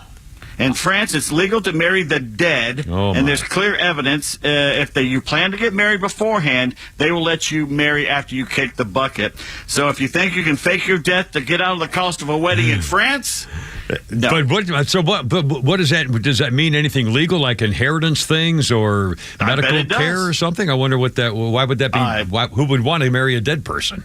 Because you get the benefits. Well, I guess. Yeah, but I wonder what they are. That's pretty weird. Or maybe you're into necrophilia. It could be that too. Yeah. They're French. Who knows? Well, Tim Young tweets, who was right, so-called journalist or conspiracy theorist when it came to Hunter's laptop, the so-called vaccine being harmful, lockdowns damaging mental and physical health, ivermectin and hydroxychloroquine, effective cures for COVID, face masks were useless, Twitter and most social media under the direction of the Biden administration censoring conservatives, Epstein's sex island was a playground for wealthy pedophiles.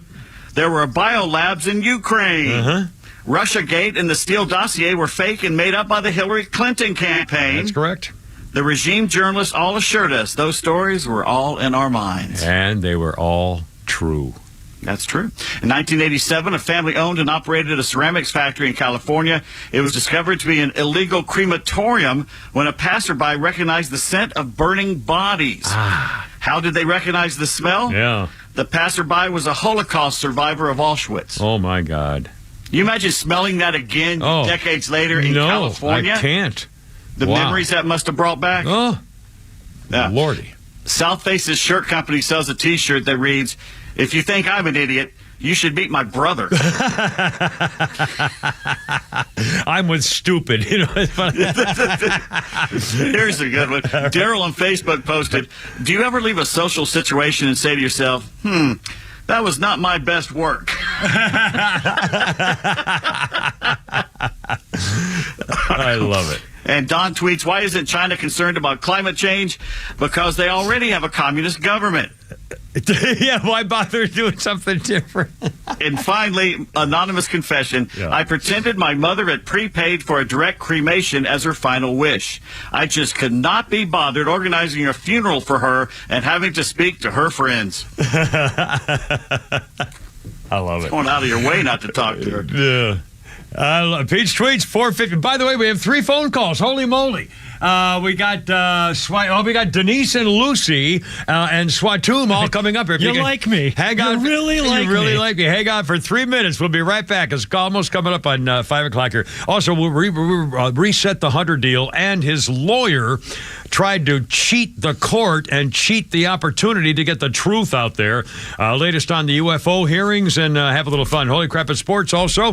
And we'll talk more about the movie with some a little side bits you may not have known. Standing by. Almost 5 o'clock with the average Kimmer and the crew here at 106.3.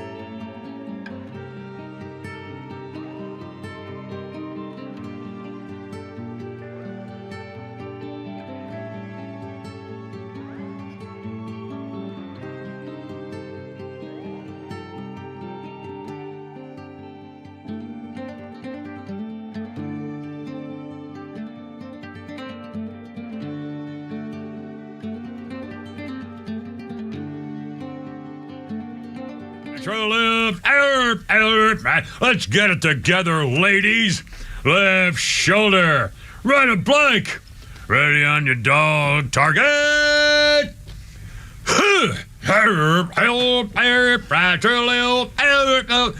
Road guards out.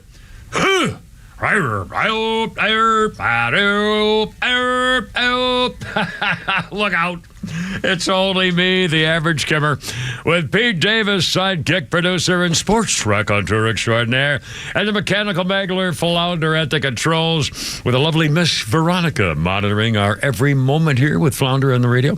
And new intern Nick, who just showed me how to get around going on highways with my Waze thing. There's actually a thing you can look up, so I'm going to try that going home tonight and coming in tomorrow with the no highway fix on my Waze directional thing. So I'm pretty excited. I got to tell you, even if it takes longer, the only problem with 400 and 285 is you have to be really aggressive at a couple of 3 or 4 points during that ride here. You have to cut somebody off, and everybody's trying to get in. I mean, it's because of the construction. It's just I don't like getting all angry and aggressive and stuff on the way to work, and especially going home. So I'd rather go through the little neighborhoods, take my time, and everybody listen to radio. Everybody's happy. Okay, now speaking of radio, Holy Crap of Sports coming up. We got a bunch of things. You'll hear some sound bites of newsy stuff. But we got phone calls. It's incredible. Denise was first, and then we got Lucy and Swatoom. Denise, you're on Daisy. I think we got the wrong one. On line 2, I think the pink thing is Lucy. Would that be correct? Do I have on? We're going to take Denise first. She was the first one on line 2. Well, it doesn't matter. Who do you have on? Do we have somebody on right now? Who's this? Hi. Unfortunately, I can't see the name where I'm at. So okay. I had the first one. All right. This is Lucy, right? Yes, this is Lucy. Hi, Lucy. Welcome aboard. Sorry for the confusion. We appreciate you being here, and you're on the radio. And how can we help you? And thank you for calling. Well, first of all, I just want to say my dad loves you guys. Oh, excellent. Yeah, he wanted me to call in. He was making fun of me yesterday because I wore like a giant pink dress to the Barbie movie. Right now. Well, no. So did you? I'm sorry, I couldn't hear you. But you wore a pink dress to the Barbie movie, and then what happened? Oh, it was my second time seeing it. Also, you've already seen it twice. Yes, I loved it so much. I cried during the movie, too. All right. Now, hold on a second. First of all, tell us about yourself. Are you a student? You sound young. Are you like a teenager, or may I ask? No, I'm actually 22. Oh, my goodness. Well, you're still a young lady. But now, again, tell me, when you first heard the Barbie movie was coming out, was this an exciting thing, or you didn't know, or do you care about Barbie, or how do you fit into the whole Barbie phenomenon? Oh, yeah. I mean, I loved Barbies as a child. Yeah. Did you have the houses and the cars and all that stuff? Yeah. I had like 5 houses. I was really excited to see Margot Robbie in it, too. It's just been a big thing with everyone my age. Now, did you go with girlfriends or boyfriends or anything? Yeah, my girlfriend. Yeah, and so now, where you were all kind of I assume you're all kind of in the same thing, excited to be there. Did you all dress up in the pink outfits? Everyone dressed in pink, but I think I was the only one in a dress. Well, I'll tell you, my daughter Sarah and her daughter, my granddaughter Miss Molly, also dressed up just like Taylor Swift and the whole pink thing when they went to Taylor Swift's concert. So, I mean, that's not unusual that you get it in the spirit of the thing. Now, tell me about the. First of all, was it everything you thought it, or how would you react to basically the movie as a whole once you were done? The movie was really good. It was more political than I expected it to be. It was all the themes were very like, oh, girls rule the world. For a second, like the beginning of it was the real world is all in patriarchy and Barbie Land is not. But then at the end, it was like, oh, we're the same kind of thing. Yeah. Well, I wanted to ask you about the politics of it, because whether it's like a woman's coming of age kind of movie, was Barbie a positive figure? Was everybody excited about Barbie as the lead heroine kind of deal? Yes. But Barbie, and then it ended up being Ken also. Too. Really? Well, how do you mean? Yeah, start hating Ken Ken, and then you end up loving both of them equally. Well, now I wanted to ask you about the male, Ken being the man. Was he masculine? Was he controlled by Barbie? Was he kind of subservient? Was he mamby-pamby? Or what was that whole relationship like? I'm not really sure it was Ryan Gosling. Yeah. So, but you didn't get a feeling that he was being emasculated or she was beating up on him or anything like that, huh? I don't know. I wouldn't say that. Okay. I'm not trying to make it. I'm just kind of curious. Now, let me ask you, you mentioned, I talked about this yesterday, that there were a lot of people at the end of the movie who came out bawling. Ugly crying. Tell me about that. What happened? What was it that got you? And tell me about the event that led to you being emotional at the end. I cried actually at the beginning, middle, and end of the movie because the beginning I was just so excited that I cried. And then the middle of it had a very mother-daughter kind of thing, puts you back in your memories, and it was really sweet. And then the end of it had to do with I don't want to give away a spoiler of what happened. Well, I mentioned yesterday, I don't think this is the spoiler, but they said people were saying one of the most emotional scenes was when the character talks to the late I guess the ghost of the late creator, Rhea Perlman or something, who made Barbie, and she was saying something like the goal of a woman is to stand back and let you see where you've gone or something like that, and it was supposed to be extremely touching and emotional. Was that what you were talking about? Did you remember that part of it? Yes. So that was definitely one of the parts I cried at. There were a lot of strong woman parts that made me emotional, but the end there was also about just the beauty of feeling emotions as a human, because at the beginning of the movie, Barbie was really scared because she started having thoughts of death and things like that. And that's why she ended up going to the real world to try and fix it. And by the end, you're like, oh, I love emotions. They're awesome. Well, that's really cool. Now, are there any men involved? Did any of your girlfriends want to take their boyfriends or anything to this kind of movie, or do you figure this is just a girl's thing? It was just a girl's thing for me, but there were a lot of guys in the theater as well, and they were screaming kind of mean things from the back the last time I went. Well, like what? Give me some examples. Come on there, Lucy. Let's go. What were they saying? There's explaining to do. I don't know, the different parts with the patriarchy, they would just start going, yeah, yes. And so all of us in our row were just glaring at them. It's taken 13 million people saw it the first weekend and said Blockbuster Records or something. So obviously you're and you've seen it twice. Are you going to see it again? Probably not. Okay. Well, thank you. I really appreciate it. Oh, and by the way, let me ask you this. In fact, I have you in the line. I forgot I have it in my phone. And hold on, Denise. I swear to God, now a couple of little things I found on the web today. One, they made a notice that those are actually Margot Robbie's feet in the arched feet scene. She says, I walked up. We had little sticky bits on the floor like double-sided tape for my shoes so I could get my feet out of them. I was holding on to a bar. I wasn't in a harness or anything like that. I just kind of walked up, held onto the bar above the camera, and started doing the arched foot thing. A second, by the way, did you know this? The original cast who was supposed to play Barbie included Amy Schumer. Amy Schumer was going to, can you believe that? She revealed that she ended up leaving the movie because of, quote, creative differences. Can you imagine? Happy that wasn't the star. I hear Amy Schumer steals a lot of people's jokes. Yeah, there you go. and food. There you go. And one more thing. This is kind of interesting. Gal Gadot was almost going to play a Barbie alongside Margot Robbie, but because of a scheduling conflict, they couldn't put her in the movie. But there was going to be that. And one more thing. After Ryan Gosling was offered the role of Ken, he took a second to think about it and walked out into his backyard to coincidentally find a Ken doll face down in the mud next to a squished lemon. He walked into his backyard, saw a Ken doll in the mud next to a squished lemon. He immediately texted the photo to Greta, the director, saying, "I shall be your Ken, for this story must be told." That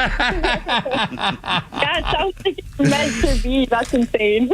Outstanding. Well, Lucy, I can't tell you how wonderful this was to chat with you, and you sound like just a sweet, happy girl, and which I think is good news for everybody, including you especially. Tell your dad to do whatever you want. And by the way, I just heard he's going to buy you a car. Wow. What fantastic. Oh, man, what a father. Oh, my God. Lucy, congratulations, sweetie. You have a great day out there, baby doll. And thanks, friend. Now, hold on, Denise and Swatoom and Al and David. We got a whole bunch of them. And Pete Davis, too. Stand by. We'll get everything on here next with the Kimmer and crew at 106.3.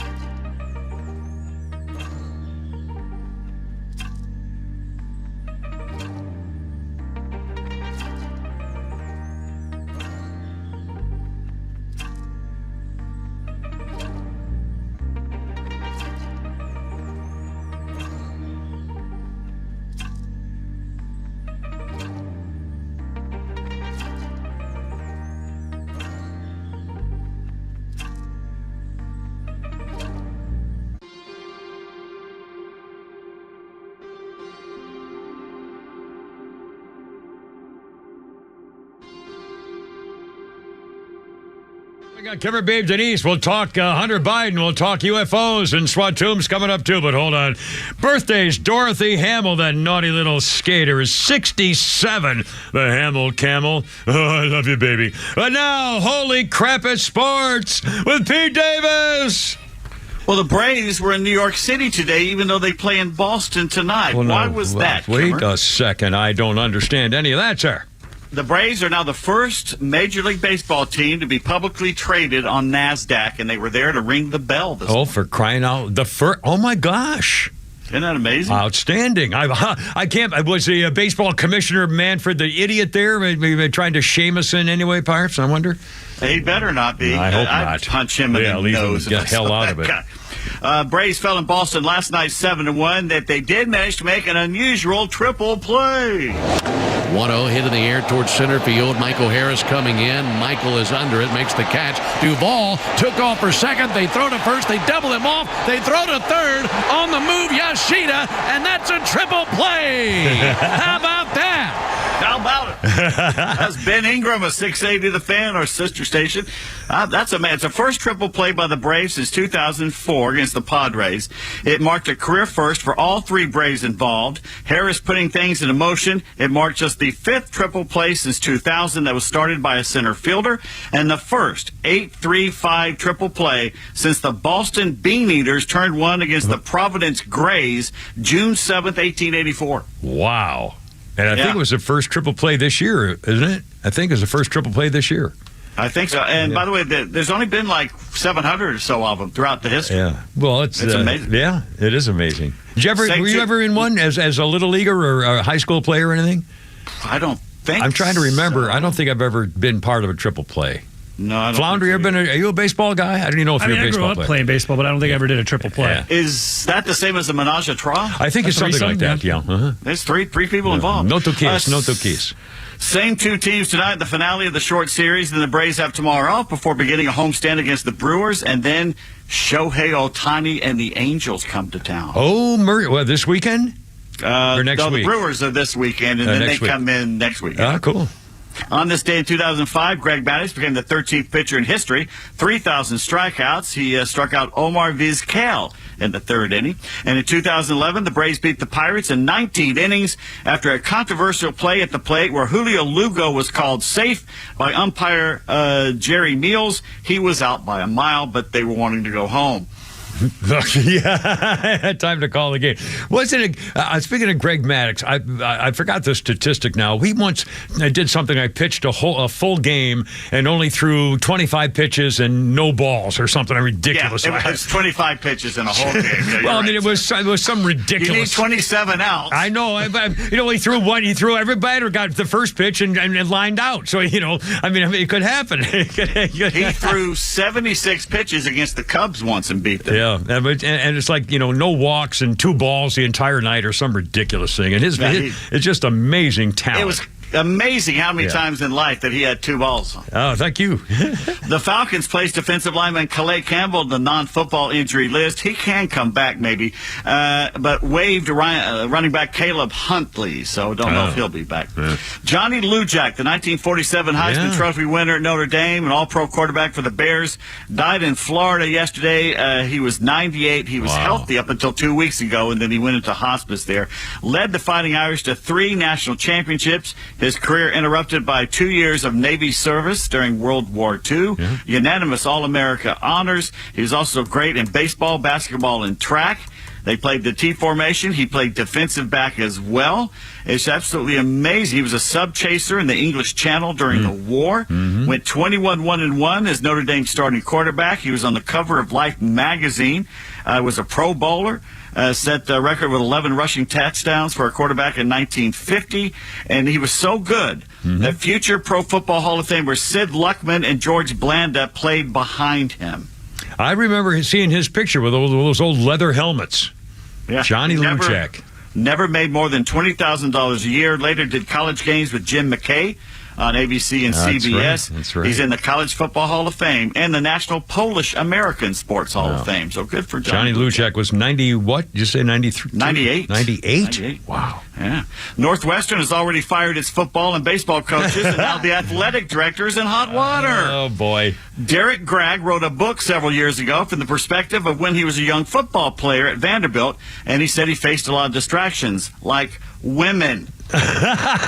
Chicks, man. Here's his excerpt.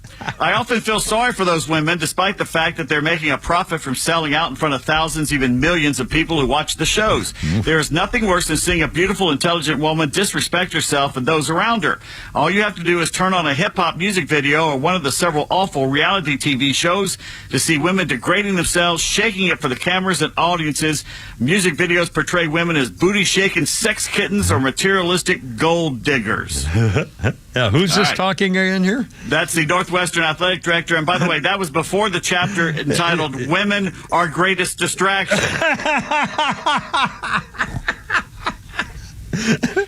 Yeah, at least he didn't call it a bomb threat to his team, as Kansas offensive lineman Joe Krause arrested Monday of aggravated criminal threat. He called it a bomb threat? Yeah, called it a bomb threat to his own team. Practice or what the hell? So.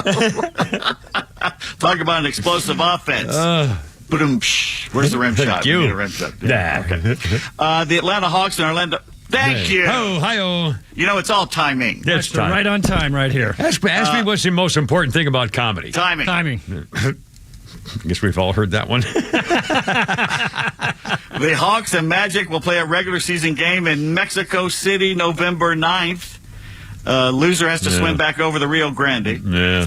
And a study by the NBA says this fan base is the dumbest. Which fan base is the dumbest? Philadelphia football. That would be NBA fan base. NBA fan base. Oh, Lakers. The dumbest? Why do you say Lakers? The Los Angeles Lakers? Because they live in Los Angeles, where it's woke. Dumbest fan base? I got to go with probably... I don't even know where they have Flounders teams in the already South. answered the question. Oh, he did? The Lakers. The Lakers. Well, thank you. That's today's show, ladies and gentlemen. Have fun. Good night, everybody. I'll bet Miss Veronica's going to give you the biggest kiss tonight because you just became a star. Or a cookie. Or cookie. She'll probably bake him some cookies. And finally, a BBC reporter is in hot water for asking the captain of the Moroccan women's soccer team if any of her teammates are lesbians. Oh, boy. Since homosexuality is illegal in the Muslim country, the interpreter immediately shut down the line of questioning, saying it was a political question. But the BBC reporter wouldn't let go, saying it's about people, has nothing to do with politics. Uh-oh. The BBC has now apologized, saying the question was inappropriate, but think his next question was even more out of line. If any of the Moroccan women are lesbians, is there any video proof of it? No pics, didn't happen. Hey, in Morocco, it's best to keep such info under your fez. Ding dong. And that's sport. Oh, hi-oh. Thank you, Pete Davis. 528 here with the average Kimmer and the whole crew and Flounder today. To the phones. Denise, let's get line one there. Denise, I am so sorry to make you hold this long. The Kimber Babes rule, and I apologize, and thanks for holding. You're on the radio. What's going on? Hey, how are you? Just on the right side of the grass. How are you? What's up? I'm stuck at home today, so yes, I'm listening to you guys live. Well, but I want to make a point. Okay. If you were average, there's no way I would have waited this long to talk to you. Because you aren't average. No. Don't say that anymore. Well, you're very sweet. You're wrong, but you're very sweet. No, I'm not wrong. So, a lot of people agree with me. Heard you say it too many times. Well, just wanted to make sure that you're not average in my eyes. Well, I will take it to heart. Sweet Denise, thank you. Thank I appreciate you guys. All right, sweet. Thank you. Very nice. That's our Denise, who single-handedly tried to keep our podcast afloat, by the way. And true Kimber babe. 520. Quickly, can we got time for, do we have to make them wait, or can we take them? Oh, we can take them. All right, let's say, here's Al, been hanging on a very long time. Hi, Al. Welcome aboard. What do you think about the Hunter case? Hello. Yes, sir. I think it's wrong what they're doing to him. He is totally innocent. Is he innocent? Yeah. Because so everything you've heard is all lies, you mean, or what? And I think it's wrong what they're doing to his father. He is a legit kind of guy, and he's the best president. Gas prices are the best they've ever... Al, I agree with you. Al, honest to God, when I filled up yesterday for $4.60, as I put on Facebook, to me, I thought, God, how could you have it any better? If we can only get it to around $5, he'll prove that he is number one after all. Hey, Kimmer. Yeah. I put $10 in my tank in Peachtree City last Saturday. Yep. Tuesday, when I filled up, it went up 20 cents. Yeah, bingo. I mean, come on, man. $4.60, right? $4.60. Yeah, I know. I was blowing up. Well, you put premium in that. Yeah, I got it. That monster. Car of yours. Yeah. But I love what's happening to Hunter. I love the judge. Yeah, and I have a new outlook. Maybe we do have some positive action. Maybe it's. We'll see. I think the house of cards is falling. Al, we love it, man. Good to talk to you. We appreciate it. Hey, Kimmer. Yeah. Garrison Keillor just called. Oh, he did? He says you're above average. Above average. The lake will be gone, or whatever it was. And hold on, David is next here. It's 5:31 with the average Kimmer and the crew here on the above average program. With here we go. Look out.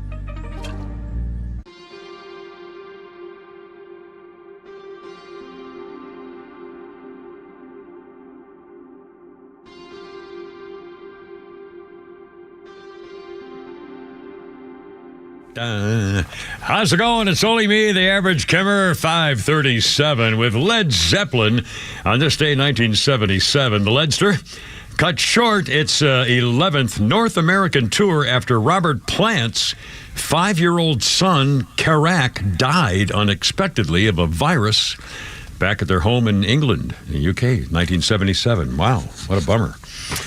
Coming up, we're going to talk David. We're going to talk UFOs with David here in just 1 second. Also, we're going to hear from Robert F. Kennedy.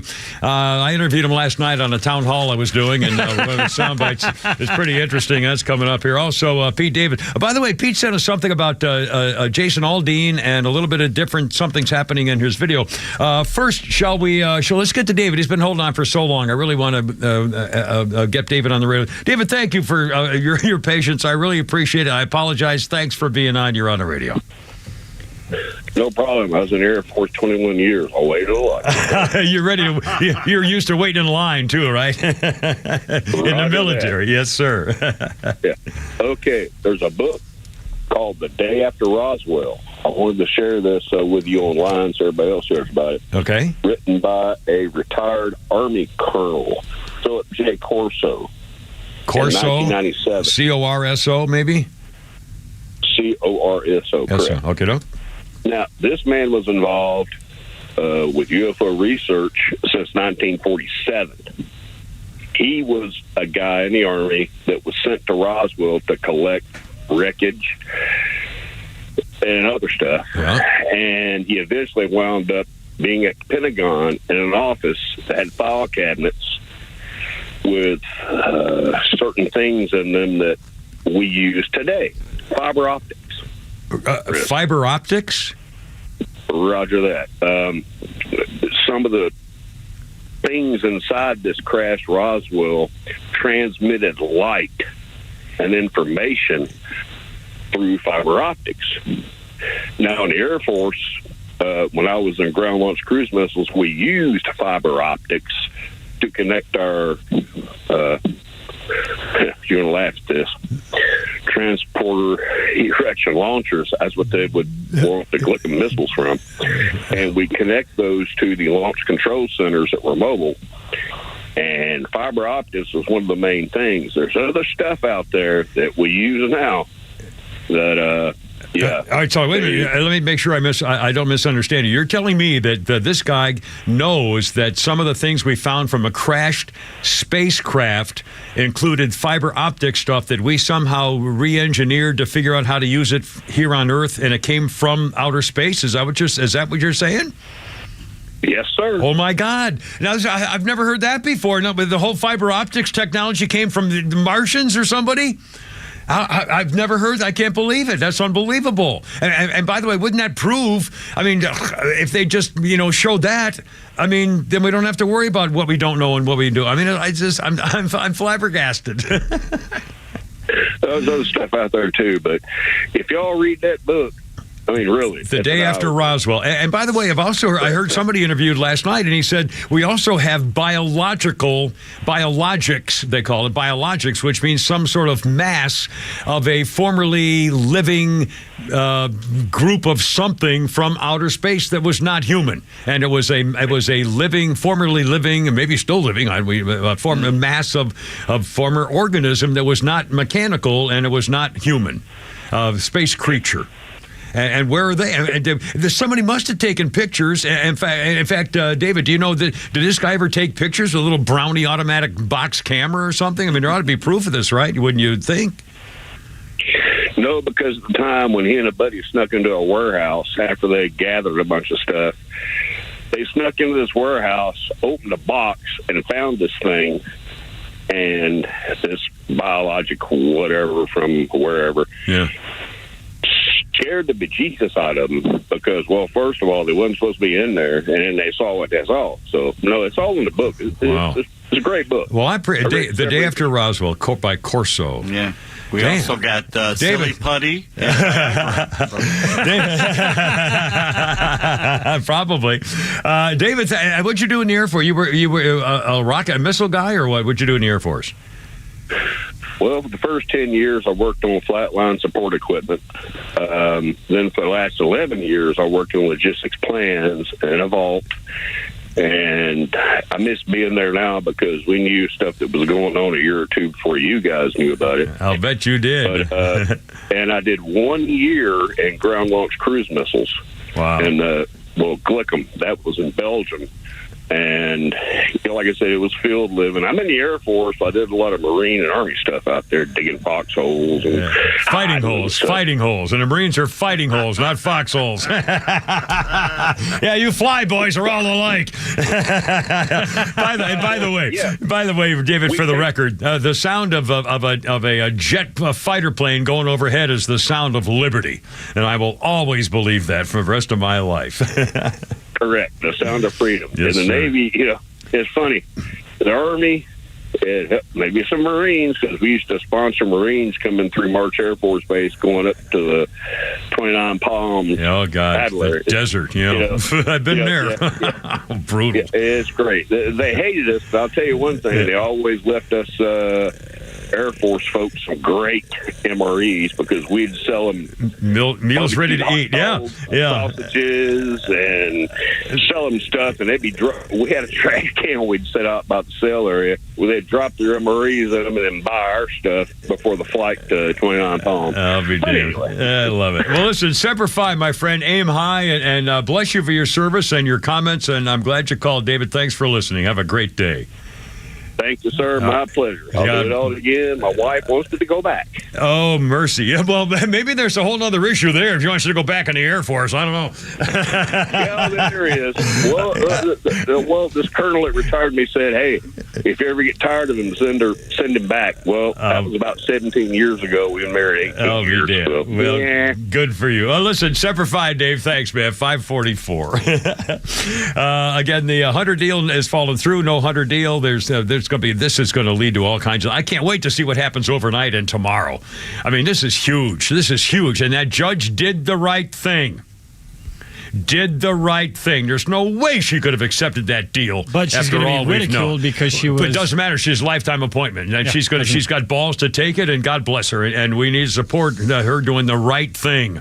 Why? Wait, isn't it funny? Because of what's going on in our country today, thanks to Georgia and the Democrats controlling everything, we have to salute somebody for doing the right thing, which is her freaking job.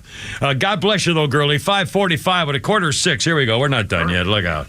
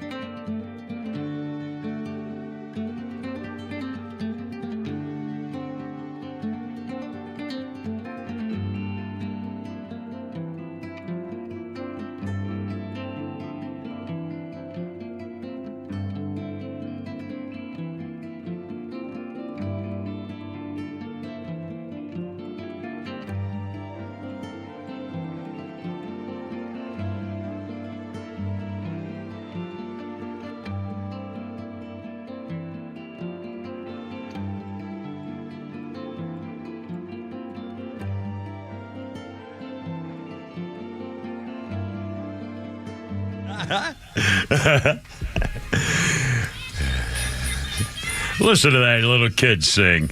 Good grief. What a shame the way they just, didn't let him be himself. Jackson 5 on this day, 1968, signed a one-year contract with Motown Records.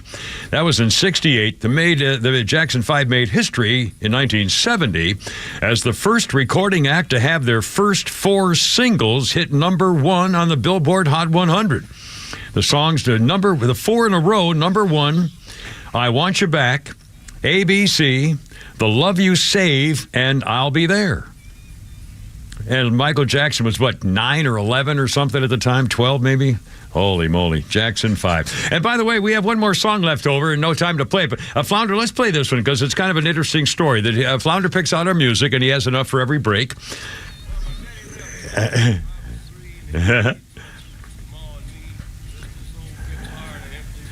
I remember the first time I heard this song, and it sounded like Johnny Cash was losing his voice. It was real hoarse or something, but it was perfect for this audio's non-singing song.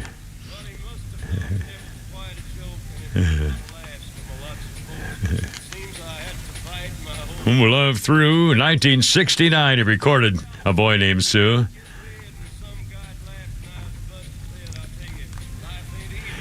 The song was written by Shel Silverstein, and Johnny was at the height of his popularity when he did it live at California's San Quentin Prison at a concert in February 24th, 1969.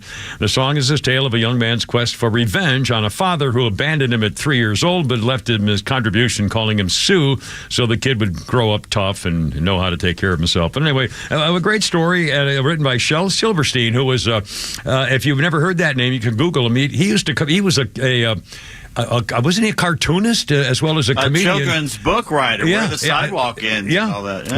Yeah. Very, very famous back in the I guess 50s and 60s. I don't know any more about that. Anyway, and one let's see, historical thing here. 2006, Lance Bass came out in People magazine, telling the world that he is a delicious and proud gay man. Now, I didn't write that. Was Flounder's guy wrote that. A delicious and proud gay man.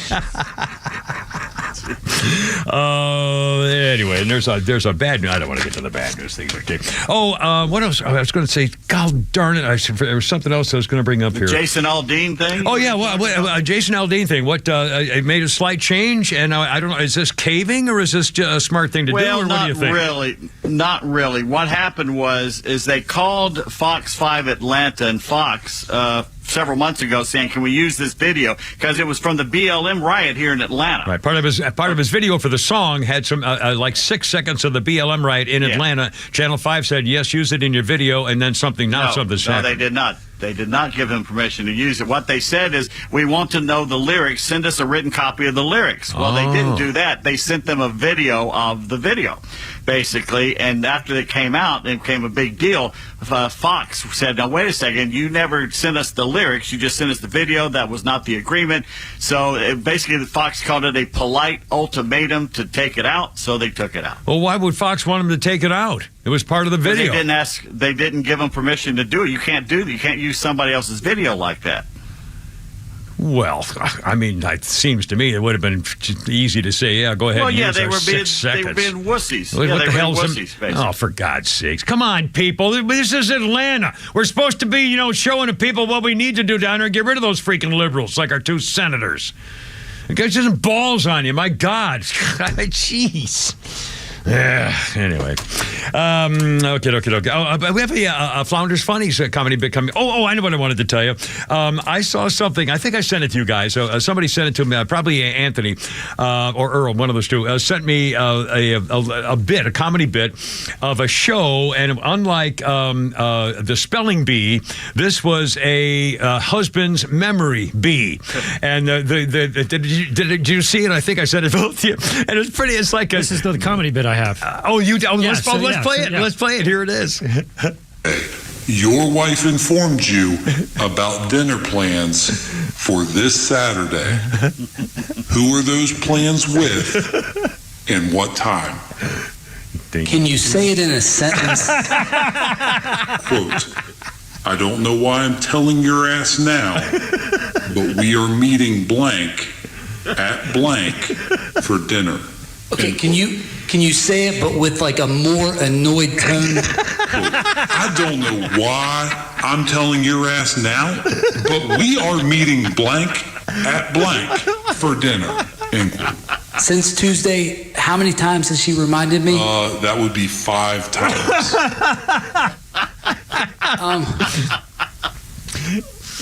We are going to meet Ricky and Annette at 6.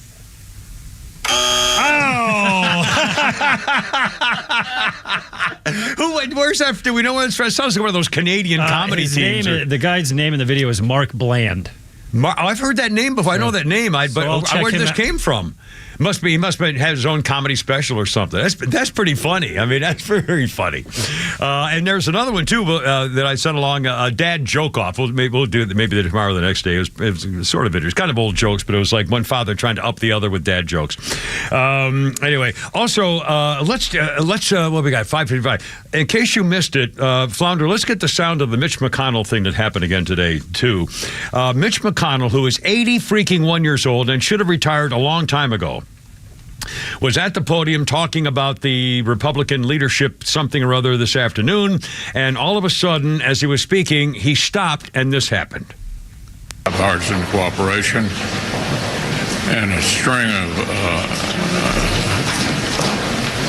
Say it! Are you good? Now they're getting nervous. Okay, Mitch. Anything else you want to say, or should we just go back to your office? Do you want to say anything? They don't know what to do. He's being helped off right now. Yeah. We'll take Anybody in there? Let's go back to Go ahead, John. It went on, and finally they walked him away. And then a few minutes later, he came back on his own power, under his own volition and own power. And they said, are you okay? What happened? He said, I'm fine. And wrote it off. That had to be a mini stroke. Had to be what they call a TIA. My mother had a bunch of them before she passed away. I think the battery ran out and they had to put a couple more double A's back. Well, and by the way, people, I mean, this is important. If you know somebody, and usually it's the elderly, but it might not be, but someone 81 years old, and all of a sudden kind of freezes and they can't smile and they can't, or they have maybe a smirk on their face, but they can't move their face and you can't get them they're having a stroke. And I'll bet he had a TIA. He had a mini stroke. My mom had like 8 or 10 of them over the course of several months before she passed away at 89. And I'll bet he had that too. And again, I mentioned earlier, California Senator Dianne Feinstein sent over a cup of her drool to cheer him up a little bit, which is pretty important. Anyway, and one more reminder thing about, and again, I hate to be kind of a lecturer thing here, but on the Hunter Biden plea deal and so on and so forth, let's remember this. It came out last night. People haven't talked about it. The 2 years that Hunter Biden was allowed to skip any prosecution that the Department of Justice and the Federal Gestapo of Investigation and Christopher Cossack Ray from Atlanta allowed him to get away with his tax evasion crimes in the years 2014 and 2015.